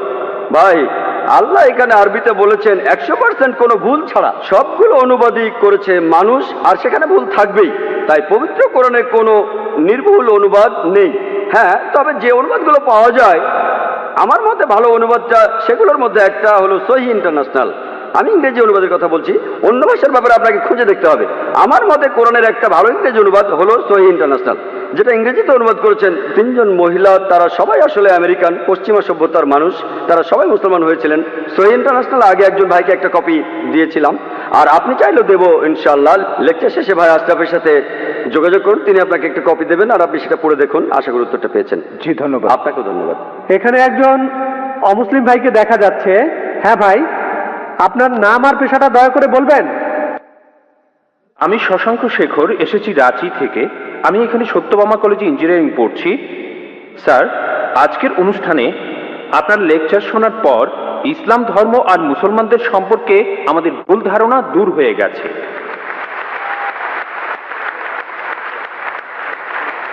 স্যার, আমি জম্মু আর কাশ্মীরে গিয়েছি, সেখানকার ভীতিকর অবস্থা দেখেছি। মানুষ সেখানে কষ্টে আছে মুসলমানদের সেই তথাকথিত জিহাদের কারণে। স্যার, আমার প্রশ্নটা হলো, ইসলাম কি এইসব কাজের অনুমতি দেয়? যদি না দেয়, তাহলে এই জিহাদ শব্দটার অর্থ আসলে কি? কারণ পবিত্র কোরআনেই সূরা আরাফের 56 নম্বর আয়াতে বলা হয়েছে, তোমরা বিপর্যয় ঘটিও না। অথবা সূরা শুরার 40 নম্বর আয়াতে বলা হয়েছে যে প্রতিশোধ নেয়ার চাইতে ক্ষমা করা উত্তম। অথবা সূরা মাইদার 32 নম্বর আয়াতে বলা হয়েছে যে যদি কেউ কাউকে হত্যা করে, সে মানব জাতিকেই হত্যা করলো। স্যার, একই বিষয় নিয়ে আমার আরো প্রশ্ন আছে। সেটা হলো, ইসলাম ধর্মে কোন জিনিসটাকে আমরা বেশি গুরুত্ব দেব, ধর্ম বা মাযহাব, নাকি আমাদের দেশ, মাদারল্যান্ড, মাতৃভূমি বা কওম? অনেক ধন্যবাদ। ভাই, আপনি খুব সুন্দর একটা প্রশ্ন করেছেন। প্রথম প্রশ্নটা হচ্ছে ইসলাম ধর্মে জিহাদ নিয়ে। প্রশ্ন করলেন যে কেন মানুষ যুদ্ধ করছে কাশ্মীরে, যা হচ্ছে জিহাদ, এটাকে ইসলাম কি অনুমতি দেয়? জিহাদ শব্দের অর্থ কি? এটা কি কোরআনে সূরা মাইদার 32 নম্বর আয়াতের বিরুদ্ধে যায় না? ভাই, এই জিহাদ সম্পর্কে বলি, এ ব্যাপারে ভুল ধারণা শুধু অমুসলিমদের মধ্যে নেই, মুসলমানদের মধ্যেও রয়েছে। বেশিরভাগ মানুষই এমনটা ভাবে যে কোনো মুসলিম যদি কোনো যুদ্ধ করে, যে কোনো যুদ্ধ হতে পারে নিজের সুবিধার জন্য, হতে পারে পলিটিক্সের জন্য, হোক সেটা ভাষার জন্য, হোক বর্ণের জন্য, সেটাই হলো জিহাদ। মুসলমানদের যুদ্ধ করাটাকে জিহাদ বলা হয় না। জিহাদ শব্দটা এসেছে আরবি শব্দ জাহাদা থেকে, তার মানে চেষ্টা করা, তার মানে পরিশ্রম করা। জিহাদ মানে সংগ্রাম, কোনো কিছুর জন্য চেষ্টা বা পরিশ্রম করা। ইসলামিক অভিধান অনুযায়ী জিহাদ অর্থ কারো অসৎ প্রবৃত্তির বিরুদ্ধে সর্বশক্তি দিয়ে লড়াই করা। এছাড়াও জিহাদ মানে সমাজের উন্নতির জন্য চেষ্টা করা। এছাড়াও জিহাদ শব্দটা যে যুদ্ধক্ষেত্রে আত্মরক্ষাকেও বোঝানো হয়ে থাকে। জিহাদের অর্থ অন্যায় অত্যাচারের বিরুদ্ধে লড়াই করা। জিহাদের মূল অর্থ চেষ্টা বা পরিশ্রম করা। অনেক মানুষের ভুল ধারণা আছে যে জিহাদ মানে পবিত্র যুদ্ধ। তারা জিহাদের অনুবাদ করে পবিত্র যুদ্ধ। পবিত্র যুদ্ধ বলে যে আরবি শব্দটা আছে, সেটা হারবুম মুকাদ্দাসা। যদি আপনারা কোরআন পড়েন, কোরআনের কোথাও পাবেন না, একটা আয়াতও নেই। অথবা নবীজি সাল্লাল্লাহু আলাইহি সাল্লামের সহিহ হাদিসেও কোনো জায়গায় হারবুম মুকাদ্দাসার কথা বলা নেই। এই শব্দটা কোরআন বা হাদিসে নেই। জিহাদ শব্দটার অনুবাদ কোনোভাবেই পবিত্র যুদ্ধ নয়। ঐতিহাসিকরা এই পবিত্র যুদ্ধ শব্দটা প্রথম ব্যবহার করেছিল খ্রিস্টানদের ক্রুসেডকে বোঝানোর জন্য, যারা খ্রিস্টান ধর্ম প্রচার করেছে আর হাজার হাজার মানুষ হত্যা করেছে। দুর্ভাগ্যজনকভাবে বেশিরভাগ লোক, এমনকি তথাকথিত মুসলমান পণ্ডিতগণও জিহাদের অনুবাদ করে পবিত্র যুদ্ধ। এটা ভুল অনুবাদ। জিহাদ শব্দটার অর্থ চেষ্টা বা পরিশ্রম করা। অনেক সময় এই চেষ্টাটা যুদ্ধক্ষেত্রে হতে পারে, সেই যুদ্ধটাও হবে আল্লাহ সুবহানাহু ওয়া তাআলার পথে, সেটা কিতাল ফি সাবিলিল্লাহ। একটা প্রশ্ন করা হয়, ইসলামে কেন যুদ্ধ আর হত্যার অনুমতি দেওয়া হয়েছে? ইসলামের অনেক সমালোচক আছেন যারা বলেন ইসলাম খুব নিষ্ঠুর একটা ধর্ম, ইসলাম সবসময় বলে অমুসলিম কাউকে দেখলে তাকে মেরে ফেলো। অনেকেই বলেন, ইন্ডিয়াতে এরকম একজন আছেন অরুণ সুরি, তিনি একটা বই লিখেছেন দ্য ওয়ার্ল্ড অফ ফতোয়া। তিনি সূরা তাওবার 5 নম্বর আয়াতের উদ্ধৃতি দিয়ে বলেছেন যে কোরআন বলছে কোন কাফিরদের যেখানেই পাবে, ব্র্যাকেটে হিন্দু, তাদেরকে হত্যা করবে। যদি আপনি পবিত্র কোরআনের সূরা তাওবার 5 নম্বর আয়াতটা দেখেন, সেখানে বলা হয়েছে কাফিরদের যেখানে পাবে হত্যা করবে। তবে এই উদ্ধৃতিটার প্রসঙ্গের কথা এখানে বলা নেই। যদি আপনারা এই আয়াতটার আগের আয়াতগুলো পড়েন, সেখানে একটা শান্তি চুক্তির কথা বলা হয়েছে, মক্কার মুশরিকদের সাথে মুসলিমদের একটা শান্তি চুক্তি। পবিত্র কোরআনের সূরা তাওবার প্রথম 4টা আয়াতে মক্কার মুশরিকদের সাথে মুসলমানদের একটা শান্তি চুক্তির কথা বলা হয়েছে, আর মক্কার মুশরিকরা এই শান্তি চুক্তিটা ইচ্ছা করেই ভেঙেছিল। এরপর আল্লাহ তাআলা 5 নম্বর আয়াতটা নাজিল করলেন মুশরিকদের সম্পর্কে। সেই আয়াতে আল্লাহ মুসলিমদের বললেন সবকিছু 4 মাসের মধ্যে ঠিক করে ফেলো, না হলে যুদ্ধ ঘোষণা করো। আর যুদ্ধক্ষেত্রে আল্লাহ বলেছেন যখন শত্রুরা তোমাকে আক্রমণ করতে আসবে, তুমি শত্রুদের হত্যা করবে। এই আয়াতটা যুদ্ধক্ষেত্রের কথা বলছে। যখন শত্রুরা তোমাকে মারতে আসবে, ভয় না পেয়ে লড়াই করো। আজকের দিনে একজন আর্মি জেনারেল তার দলের সৈন্যদের মনোবল চাঙ্গা করার জন্য সেই জেনারেল বলবেন যে যখন শত্রুরা আসবে তাদের মেরে ফেলো। আর অরুণ সুরি 5 নম্বর আয়াতটা বলার পরে চলে গেছেন 7 নম্বর আয়াতে, কারণ 6 নম্বর আয়াতে উত্তরটা আছে। পবিত্র কোরআনের সূরা তাওবার 6 নম্বর আয়াতে উল্লেখ করা হয়েছে, যদি কোনো কাফির তোমার কাছে আশ্রয় প্রার্থনা করে, যদি তারা শান্তি চায়, তাহলে তোমরা তাদের নিরাপদ স্থানে পৌঁছে দেবে। শত্রু যদি আশ্রয় প্রার্থনা করে, তাদের নিরাপদ স্থানে পৌঁছে দাও। আজকের দিনের সবচেয়ে ভালো আর্মি জেনারেল খুব বেশি হলে তার সৈন্যদের বলবেন যে শত্রুদের চলে যেতে দাও। এখানে আল্লাহ বলছেন তাদের শুধু ছেড়ে দিও না, তাদের কোনো নিরাপদ স্থানে পৌঁছে দাও। যখনই কোরআনে যুদ্ধের প্রসঙ্গে কথা থাকে, আরেকটা হলো সূরা আনফালের 60 নম্বর আয়াতে উল্লেখ আছে, তোমাদের শক্তি ও অশ্ববাহিনী প্রস্তুত রাখো আর শত্রুদের আক্রমণ করো। পরের আয়াতেই বলছে কিন্তু শত্রুরা যদি সন্ধি করতে চায়, তুমিও সন্ধি করো। তাহলে যে আয়াতগুলোতে যুদ্ধের কথা বলা হয়েছে, তার পরের আয়াতেই বলছে যদি তারা শান্তি চায়, শান্তিই ভালো। এখন আরেকটা প্রশ্ন, সূরা মাইদার 32 নম্বর আয়াতে কি বলছে, বা সূরা নিসার 40 নম্বর আয়াতে কি বলছে, যে যদি কোনো মানুষকে হত্যা করা হয় তাহলে সে যেন পুরো মানুষ জাতিকে হত্যা করলো। এটাই হলো ইসলামের আসল কথা। যদি কেউ কোনো মানুষকে হত্যা করে, হোক সে মুসলিম বা অমুসলিম, যদি সেটা হত্যা বা ধ্বংসাত্মক কাজের অপরাধে না হয়, যদি দুর্নীতির অপরাধে না হয়, তাহলে সে যেন পুরো মানুষ জাতিকেই হত্যা করলো। আর কেউ যদি কোনো মানুষকে বাঁচায়, তাহলে সে যেন পুরো মানুষ জাতিকে বাঁচালো। এখন আপনারা যদি ভগবদ গীতা পড়েন, ভগবদ গীতার 2য় অধ্যায়ের 50 অনুচ্ছেদে আছে, বলা হয়েছে শ্রীকৃষ্ণ এখানে অর্জুনকে জিহাদ করতে বলেছেন। চেষ্টা। যদি আপনারা পড়েন মহাভারত, মহাভারতের হাজার হাজার অনুচ্ছেদে যুদ্ধের কথা লেখা রয়েছে, হাজার হাজার অনুচ্ছেদে। কোরআনে যত যুদ্ধের কথা আছে তার চেয়ে অনেক বেশি। মহাভারত একটা ধর্মগ্রন্থ, আপনারা হয়তো জানেন। এখানে রাজ্য নিয়ে একটা যুদ্ধের গল্প রয়েছে পাণ্ডব আর কৌরবদের মধ্যে। পাণ্ডবদের 5 ভাই আর কৌরবরা 100 ভাই, যুদ্ধ। আর ভগবদ গীতা হলো মহাভারতের অংশ। 18টা অধ্যায় কৃষ্ণের কথা। প্রভু তিনি উপদেশ দিচ্ছেন অর্জুনকে। অর্জুন বলছে, এটা আছে ভগবদ গীতার 1 নম্বর অধ্যায় 42 থেকে 46 অনুচ্ছেদে, আমি আমার আত্মীয়দের সাথে যুদ্ধ না করে নিরস্ত্র অবস্থায় এই যুদ্ধক্ষেত্রে মরে যাব। কিভাবে জ্ঞাতি ভাইদের সাথে যুদ্ধ করব? কৌরবরা আমার জ্ঞাতি ভাই, যুদ্ধ না করে আমি বরং যুদ্ধক্ষেত্রে নিরস্ত্র অবস্থায় মরে যাব। ঠিক তখনই শ্রীকৃষ্ণ জানেন তিনি কি বলেছিলেন? 2য় অধ্যায় 2 আর 3 অনুচ্ছেদে আছে, তোমার মনে এমন অশুদ্ধ চিন্তা এলো কিভাবে? এটা একটা পাপ। তুমি এতটা দুর্বল হলে কিভাবে? তোমার হৃদয় দুর্বল হলো কিভাবে? শ্রীকৃষ্ণ নিজেই বলেছেন যে অর্জুনের চিন্তাটা ঠিক নয়, এটা অশুদ্ধ চিন্তা, এটা একটা পাপ। এটা করলে তুমি স্বর্গে যেতে পারবে না, তুমি বেহেশতে যেতে পারবে না। এরপরে ভগবদ গীতার 2য় অধ্যায়ের 31 থেকে 33 অনুচ্ছেদে আছে, শ্রীকৃষ্ণ তিনি বলেছেন, তিনি অর্জুনকে বলেছেন যে ক্ষত্রিয়দের দায়িত্ব হলো যুদ্ধ করা।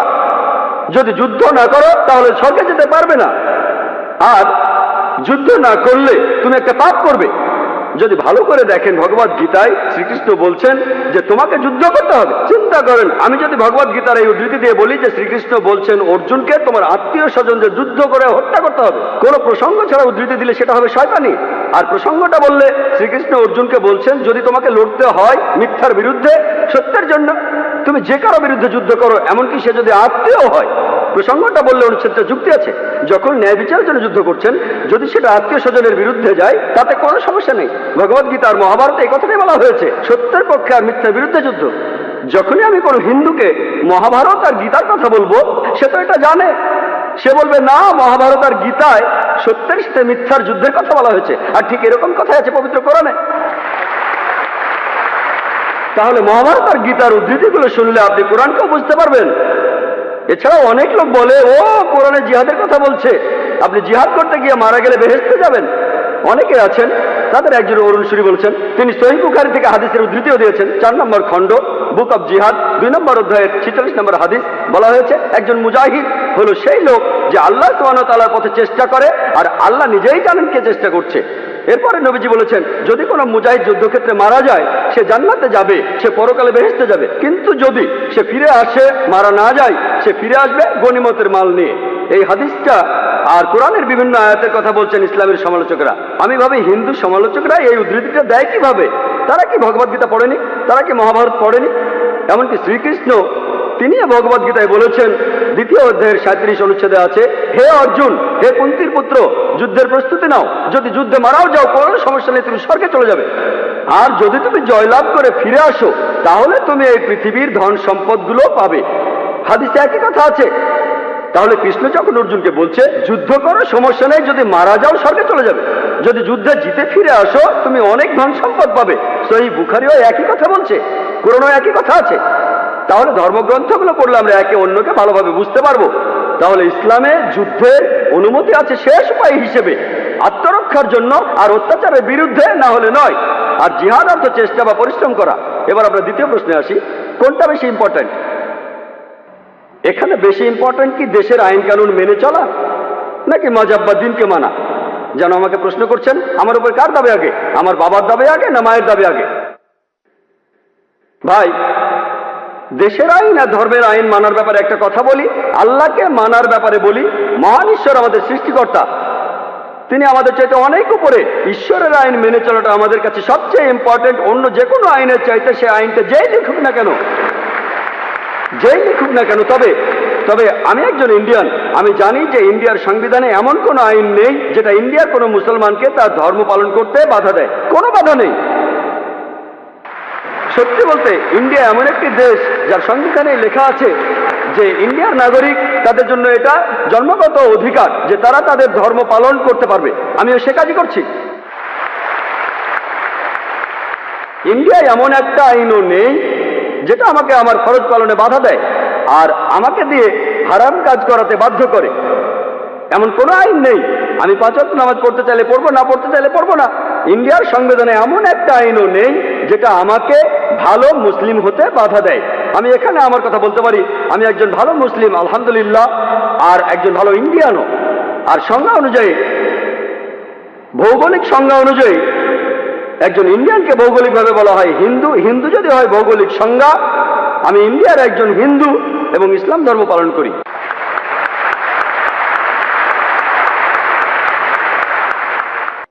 হ্যাঁ ভাই, আপনার প্রশ্নটা করেন। গুড ইভিনিং, আমার নাম শ্রীরাম, আমি একজন হিন্দু। ইসলাম ধর্ম পালন না করে আমি যদি হিন্দুইজম পালন করি বা খ্রিস্টান ধর্ম পালন করি, তাহলে কি আমার বেহেশতে যাওয়া কঠিন হবে? ভাই, আপনি খুব সুন্দর প্রশ্ন করেছেন যে ইসলাম ধর্ম পালন না করে হিন্দু বা খ্রিস্টান ধর্ম পালন করলে তখন আপনি বেহেশতে যেতে পারবেন না কি পারবেন না? ভাই, আমি আগেও বলেছি যে পবিত্র কোরআনে সূরা আল ইমরানের 19 নম্বর আয়াতে উল্লেখ আছে, ইন্নাদ-দীনা ইনদাল্লাহিল ইসলাম। আল্লাহর কাছে গ্রহণযোগ্য দিন হলো নিজের ইচ্ছাকে আল্লাহর কাছে সমর্পণ করা। যদি খ্রিস্টান শব্দটার কথা বলেন, পুরো বাইবেলে কোথাও খ্রিস্টান শব্দটা নেই। হিন্দু শব্দটা যেমন হিন্দু ধর্মগ্রন্থে নেই, তেমনি খ্রিস্টান শব্দটাও কোথাও নেই। বাইবেলের কোথাও শব্দটা নেই। খ্রিস্টান শব্দটা প্রথম ব্যবহার করা হয়েছে বুক অব অ্যাক্টসে। যারা সেই সময় যীশু খ্রিস্টের নির্দেশ মেনে চলতো, তাদের এই নামে ডাকা শুরু করে অ্যান্টিওকের লোকেরা। বুক অব অ্যাক্টসে সেটা দেখবেন, খ্রিস্টান শব্দটা বাইবেলের কোথাও নেই। তাহলে যীশু খ্রিস্ট সেই সময়ে আসলে প্রচার করেছিলেন ইসলাম। এই জন্য তিনি পৃথিবীতে আরেকবার এসে সাক্ষ্য দেবেন খ্রিস্টান ধর্ম বলে কিছু নেই। ইব্রাহিম আলাইহিস সালাম পবিত্র কোরআনে সূরা আল ইমরানের 67 নম্বর আয়াতে উল্লেখ আছে, তিনি ইহুদি বা খ্রিস্টান ছিলেন না, তিনি ছিলেন মুসলমান। ইব্রাহিম আলাইহিস সালাম, মুসা আলাইহিস সালাম ইসলাম প্রচার করেছেন। আর ইসলাম মানে এই নয় যে আমার মুসলমান নাম থাকতে হবে, আমাকে সৌদি আরবে থাকতে হবে, আমার নাম থাকতে হবে জাকির বা আব্দুল। ইসলাম মানে আল্লাহর কাছে নিজেকে সমর্পণ করা, আল্লাহর কাছে নিজের ইচ্ছাকে সমর্পণ করলে আপনি মুসলমান। যীশু খ্রিস্ট নিজের মুখেই বলেছেন, এটা আছে গসপেল অফ জনে 5 নম্বর অধ্যায় 30 অনুচ্ছেদে, আমি নিজের থেকে কিছুই করতে পারি না, আমি এখানে শুধু বিচার করি, আমার বিচার ঠিক, কারণ আমি নিজের ইচ্ছাকে দেখি না, ঈশ্বরের ইচ্ছাকে দেখি। যে লোক বলে আমি নিজের ইচ্ছাকে না দেখে ঈশ্বরের ইচ্ছাকে দেখি, সে তো আসলে মুসলমান। তাহলে যীশু খ্রিস্ট ছিলেন মুসলমান, তিনি ইসলাম প্রচার করেছেন। আমি ইসলাম আর খ্রিস্টান ধর্মের সাদৃশ্য নিয়েও লেকচার দিয়েছি। আমি সেখানে দেখিয়েছি যে খ্রিস্টান ধর্ম বলছে একজন ঈশ্বরের কথা, ট্রিনিটিতে বিশ্বাস করো না, মহান ঈশ্বরের প্রতিকৃতি তৈরি করো না, ঈশ্বর কখনো জন্ম নেননি, এসব কিছুই বাইবেলে আছে। বাইবেল থেকেই আমি দেখিয়েছি নামাজ পড়ার নিয়ম, বাইবেল থেকেই দেখিয়েছি জাকাতের কথা, হজের কথা, মদ খেতে নিষেধ করা, ভদ্রতা দেখানো, বাইবেলে আছে। তাহলে যিশু বা ঈসা আলাইহিস সালাম তিনি খ্রিস্টান ধর্মের প্রচার করতে আসেননি, তিনি ইসলাম প্রচার করতে এখানে এসেছিলেন। আর পুরো পৃথিবীর মানুষের জন্য সৃষ্টিকর্তা একজনই, তিনি আমাদের একটাই ধর্ম দিয়েছেন, অন্য ধর্ম দেননি। অন্যান্য সব ধর্মগ্রন্থকে আসলে মানুষ বিকৃত করে ফেলেছে, যেমন এই ভাই বললেন সুফিজম, এমনকি এটাও ইসলামের একটা পথভ্রষ্ট রূপ। ইসলাম ধর্ম পালনের জন্য কি মানতে হবে? পবিত্র কোরআন আর সহিহ হাদিস। আর প্রত্যেক নবী রাসূল প্রচার করেছেন শুধু ইসলাম। যদি ধর্মগ্রন্থগুলোর কথা দিয়ে যিশুকে অনুসরণ করেন, যিশু কখনোই বলেননি আমার উপাসনা করো, নিজেকে কখনো ঈশ্বর বলেননি। সত্যি বলতে গোটা বাইবেলে পরিষ্কারভাবে এমন কোনো কথা নেই যেখানে যীশু খ্রিস্ট নিজেকে ঈশ্বর বলে দাবি করেছেন অথবা উপাসনা করতে বলেছেন। কিন্তু খ্রিস্টানরা বলে বেহেশতে যেতে পারবেন না যদি বিশ্বাস না করেন যিশু আমাদের পাপের জন্য মারা গিয়েছেন, তিনি ছিলেন ঈশ্বর। গোটা বাইবেলে একেবারে পরিষ্কারভাবে একটা কথাও নেই যেখানে যীশু খ্রিস্ট নিজেকে ঈশ্বর বলে দাবি করেছেন অথবা উপাসনা করতে বলেছেন। যদি কোনো খ্রিস্টান বাইবেলে এমন একটা কথা দেখাতে পারেন যে যীশু খ্রিস্ট নিজের মুখে বলেছেন যে আমি ঈশ্বর, আমার উপাসনা করো, আমি আজকেই খ্রিস্টান ধর্ম গ্রহণ করব। আর যীশু খ্রিস্ট বাইবেলে বলেছেন, এটা আছে গসপেল অফ জনে 14 অধ্যায়ের 28 অনুচ্ছেদে, যে আমার পিতা আমার চেয়ে বড়। গসপেল অফ জন 10 অধ্যায়ের 29 অনুচ্ছেদে, আমার পিতা সবার চেয়ে বড়। গসপেল অফ ম্যাথিউ 12 অধ্যায়ের 28 অনুচ্ছেদে, আমি ঈশ্বরের আত্মার সাহায্যে শয়তানকে তাড়িয়ে দিই। গসপেল অফ লুক 11 অধ্যায়ের 20 অনুচ্ছেদে, আমি ঈশ্বরের আঙ্গুলের সাহায্যে শয়তানকে তাড়িয়ে দিই। গসপেল অফ জন 5 অধ্যায়ের 30 অনুচ্ছেদে, আমি নিজের থেকে কিছুই করতে পারি না, আমি এখানে বিচার করি আর আমার বিচার সঠিক হয়, কারণ আমি আমার ইচ্ছাটাকে দেখি না, আমার পিতার ইচ্ছাকে দেখি। তিনি ঈশ্বরের কাছে নিজেকে সমর্পণ করেছেন, অর্থাৎ মুসলমান। এটা আছে বুক অফ অ্যাক্টসে 2 নম্বর অধ্যায়ের 22 অনুচ্ছেদে, যে হে ইসরায়েলবাসী, এই কথাটা শোনো, নাজারেথ শহরের যিশু যে ঈশ্বরের একজন প্রেরিত দূত, তোমাদের মধ্যে ঈশ্বর তাকে দিয়ে অনেক অলৌকিক কাজ করাবেন, তোমরাও সাক্ষী থাকবে। যে ঈশ্বরের একজন প্রেরিত দূত, তোমাদের মধ্যে ঈশ্বর তাকে দিয়ে অনেক অলৌকিক কাজ করাবেন, তোমরাও সাক্ষী থাকবে। আপনারা যদি বলেন খ্রিস্টান মানে যারা যীশু খ্রিস্টের নির্দেশগুলি পালন করে চলে, তাহলে আমি বলবো মুসলমানরা খ্রিস্টানদের চেয়ে অনেক বেশি খ্রিস্টান। বাইবেল বলছে শুকর মাংস খাবে না, বাইবেল বলছে মহিলারা তাদের মাথা ঢেকে রাখবে। এটা আছে 1 করিন্থিয়ান্সে 11 অধ্যায়ের 5 থেকে 7 অনুচ্ছেদে, যে মহিলা মাথা ঢেকে রাখবে না তার মাথা কামিয়ে ফেলা হবে। তাহলে ভাই, আল্লাহর সকল নবী রাসূলগণ শুধু ইসলামকেই প্রচার করেছেন। ইসলাম মানে আল্লাহর কাছে নিজের ইচ্ছাকে সমর্পণ করা। যদি আল্লাহর কাছে নিজের ইচ্ছাকে সমর্পণ করতে পারেন, বেহেশতে যাবেন, যদি না করতে পারেন, যেতে পারবেন না। আশা করি উত্তরটা পেয়েছেন। এটাই আমাদের শেষ প্রশ্ন। কোনো অমুসলিম ভাই কি আছেন? হ্যাঁ, প্রশ্নটা করেন।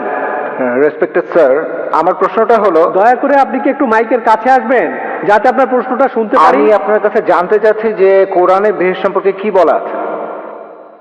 ভাই, আপনি কোরআনে বেহেশতের বর্ণনাটা জানতে চাচ্ছেন, আমি এখানে সংক্ষেপে বলছি। এটা একটা জায়গা যার নাম জান্নাহ। এই জান্নাহ শব্দটা আরবি থেকে বাংলায় অনুবাদ করলে হয় বাগান। জায়গাটা চিরস্থায়ী সুখের। এখানে বলা হয়েছে আপনার পায়ের নিচে নদী বয়ে যাবে, মধুর নদী থাকবে, দুধের নদী থাকবে, ফলমূলের কথা আছে, ডালিম, পেয়ারা ইত্যাদি। এই জায়গাটা আসলে পরকালের জন্য একটা পুরস্কার। হ্যাঁ স্যার, একটা কথা স্যার। হ্যাঁ, আপনি বেহেশতের বর্ণনা শুনতে চাইলেন? হ্যাঁ স্যার, আমরা আপনি সেখানে বললেন কোন যে- অবস্থায় থাকবো? সাধারণ মানুষের মতো নাকি অন্য কোনো অবস্থা? হ্যাঁ, আপনি জানতে চাইলেন যে আর একটা কথা স্যার, এখানে যদি বেশ খুঁজে না পান তাহলে অন্য কোথাও বেশ খুঁজে পাবেন না। আপনি বললেন সেখানে আপনি কেমন থাকবেন, কিভাবে থাকবেন? আগের মতোই। ভাই, এখানে আমাদের অনেক কিছু প্রয়োজন, সেখানে সব আলাদা। আমরা এই অবস্থায় থাকবো না, সেখানে আমরা অন্য অবস্থায় থাকবো। তবে কিভাবে থাকবো আল্লাহ জানেন, তবে আলাদা। মাথায় শয়তানি চিন্তা আসবে না যদি আপনি বেহেশতে না যান। না না, আমি আমাদের শরীরের কথা বলছি না, আমি জানতে চাচ্ছি আমাদের আত্মার কথা। আমাদের আত্মার তখন কি হবে, সেটা কেমন থাকবে? আপনি বেহেশতে গেলে দেখতে পাবেন ইনশাআল্লাহ। আসুন প্রার্থনা করে যাবেন তাহলে ইনশাআল্লাহ। তাহলে আপনি আমাকে এমন একটা জায়গার কথা বলছেন যেটার কোনো বর্ণনা দিতে পারছেন না। সরি, আপনি এমন জায়গার কথা বলছেন যেটা কোনো বর্ণনা নেই। ভাই আপনি বললেন বেহেশতের বর্ণনা শুনতে চান, আমি বর্ণনা শুরু করলাম, তখন বললেন জায়গাটা না, আমাদের সেখানে কি হবে, আমাদের কি হবে, আমাদের দাড়ি থাকবে কিনা, আমরা না, জোটে থাকবো কিনা, আমি দাড়ির আমাদের কথা বা আত্মা শরীরের কথা সেখানে বলছি থাকবে। না। আমি বলছি আত্মার কথা, মনের সেখানে কথা। আত্মা কিভাবে থাকবে? আল্লাহ পবিত্র কোরআনে বলছেন সূরা আল ইমরানের 185 নম্বর আয়াতে উল্লেখ আছে, কুল্লু নাফসিন যায়কাতুল মাউত, প্রত্যেক আত্মায় মৃত্যুবরণ করবে, প্রত্যেক আত্মায় সেখানে থাকবে, তবে শরীরটা সেখানে থাকবে না। আমাদের আত্মা সেখানে উপস্থিত থাকবে, কিন্তু সেটা কোন অবস্থায় থাকবে? যেমন 80 বছরের একজন বৃদ্ধা মহিলা কোন অবস্থায় জীবিত হবেন, বৃদ্ধ না যুবতী, আল্লাহ মালুম, তবে আলাদা কিছু হবে। আমি আমাদের শরীরের কথা বলছি না, আমি বলছি আত্মার কথা। আত্মা থাকবে। আত্মাই যদি সবকিছুর জন্য দায়ী হয়, তাহলে আমাদের কাজকর্মের জন্য আত্মাই ঠিক কথা, ঠিক বলেছেন ভাই। তাহলে আমি যদি বেহেশতে যাই, তাহলে আমি ভাববো যে আল্লাহ আমাকে 70টা হুর পরিয়ে দেবেন, তখন আমার মনে হতে পারে যে বেহেশতে চেয়েও ভালো জায়গায় আছে। মানে বেহেশতে যাওয়ার পর সবকিছু কিভাবে শেষ হবে? মানুষের তো আসলে চাওয়া পাওয়ার শেষ নেই। মানে সেখানে ঠিক আমাদের কথা। আত্মাটা কি অবস্থায় থাকবে? আমার আত্মা তখন কি একই অবস্থায় থাকবে? এই কথাটাই বলছিলাম ভাই, যে কিভাবে নিশ্চিত হবেন। আমি আপনাদের বলেছি যে এই বই যদি বইটা পরীক্ষা করি, যদি আমরা পরীক্ষা করে দেখি, এই বইয়ের 80% একেবারে প্রমাণিত, আর 20% হচ্ছে সাধারণ মানুষের জানার বাইরে। তাই একজন যুক্তিবাদী মানুষ হিসেবে আর ডাক্তার হিসেবে বলি, আমার যুক্তি বলে যার 80% একেবারে প্রমাণিত আর 20% সাধারণ মানুষের কাছে অস্পষ্ট। আসলে সত্যি বলতে কি, যে কোনো ধর্মগ্রন্থকেই অযৌক্তিক বলাটা খুব কঠিন, কারণ আপনি নিজেই দেখবেন যে- ভাইয়া আপনি বলছেন এটা খুব কঠিন, আপনি আমার ভিডিও ক্যাসেট দেখতে পারেন, আমার ক্যাসেটটা শুনতে পারেন। আমি শিকাগোতে ডক্টর উইলিয়াম ক্যাম্বেলের সাথে একটা বিতর্ক অনুষ্ঠান করেছিলাম, যার বিষয় ছিল Quran and Bible in the light of science. দেখবেন আমি চাইলে অনেক ধর্মগ্রন্থে বাতিল করতে পারি। আজকে আমার কাজ বাতিল করা নয়, আমাদের সাদৃশ্যগুলো দেখা। আমি চাইলে হিন্দুইজমের সাথে ইসলামের পার্থক্য নিয়ে কথা বলতে পারি, আমি হিন্দুইজমের বৈজ্ঞানিক ভুল নিয়ে কথা বলতে পারি, বাইবেলকেও, সেটা আমার কাজ না। আমি এখানে যা করলাম, ইসলাম আর হিন্দুইজমের সাদৃশ্য নিয়ে কথা বললাম। আমি যে কথাগুলো বলেছি সেগুলো আসলে বেদের বিভিন্ন প্রমাণিত সত্য, আমি এখানে সেগুলো উদ্ধৃতি দিয়েছি। আপনার পছন্দ হলে মেনে চলুন, পছন্দ না হলে সেটা আপনার ব্যাপার। তাহলে বেদও বলছে স্বর্গের কথা, নরকের কথা, মানে বেহেশত আর দোজখ। যদি পছন্দ হয় মেনে চলুন, পছন্দ না হলে সেটা দরকার নেই। আমরা কিয়ামতের দিন দেখবো কে ঠিক। আপনাদের সবাইকে অনেক ধন্যবাদ, জাযাকাল্লাহ খায়ের। আমি এখন অনুরোধ করব ভাই আব্দুর রহিম গ্রিনকে কিছু বলার জন্য। ভাই গ্রিন। আজকে ডক্টর জাকির নায়েকের এই বক্তৃতা শুনতে আসার জন্য আমি চেন্নাইয়ের লোকজনকে অসংখ্য ধন্যবাদ জানাচ্ছি। আমরা অনেক কিছুই শিখলাম, আলহামদুলিল্লাহ। আশা করি আমরা আজ যা শিখলাম সেগুলো কাজেও করে দেখাবো, আর ইনশাল্লাহ মানুষ ইসলাম সম্পর্কে আরো জানতে পারবে। আজকের এই অনুষ্ঠানের সাথে জড়িত সবাইকে আমার আন্তরিক অভিনন্দন জানাচ্ছি। আলহামদুলিল্লাহ রাব্বিল আলামিন। আল্লাহুম্মা সাল্লি আলা মুহাম্মাদিন ওয়া আলা আলিহি ওয়া আসহাবিহি আজমাইন।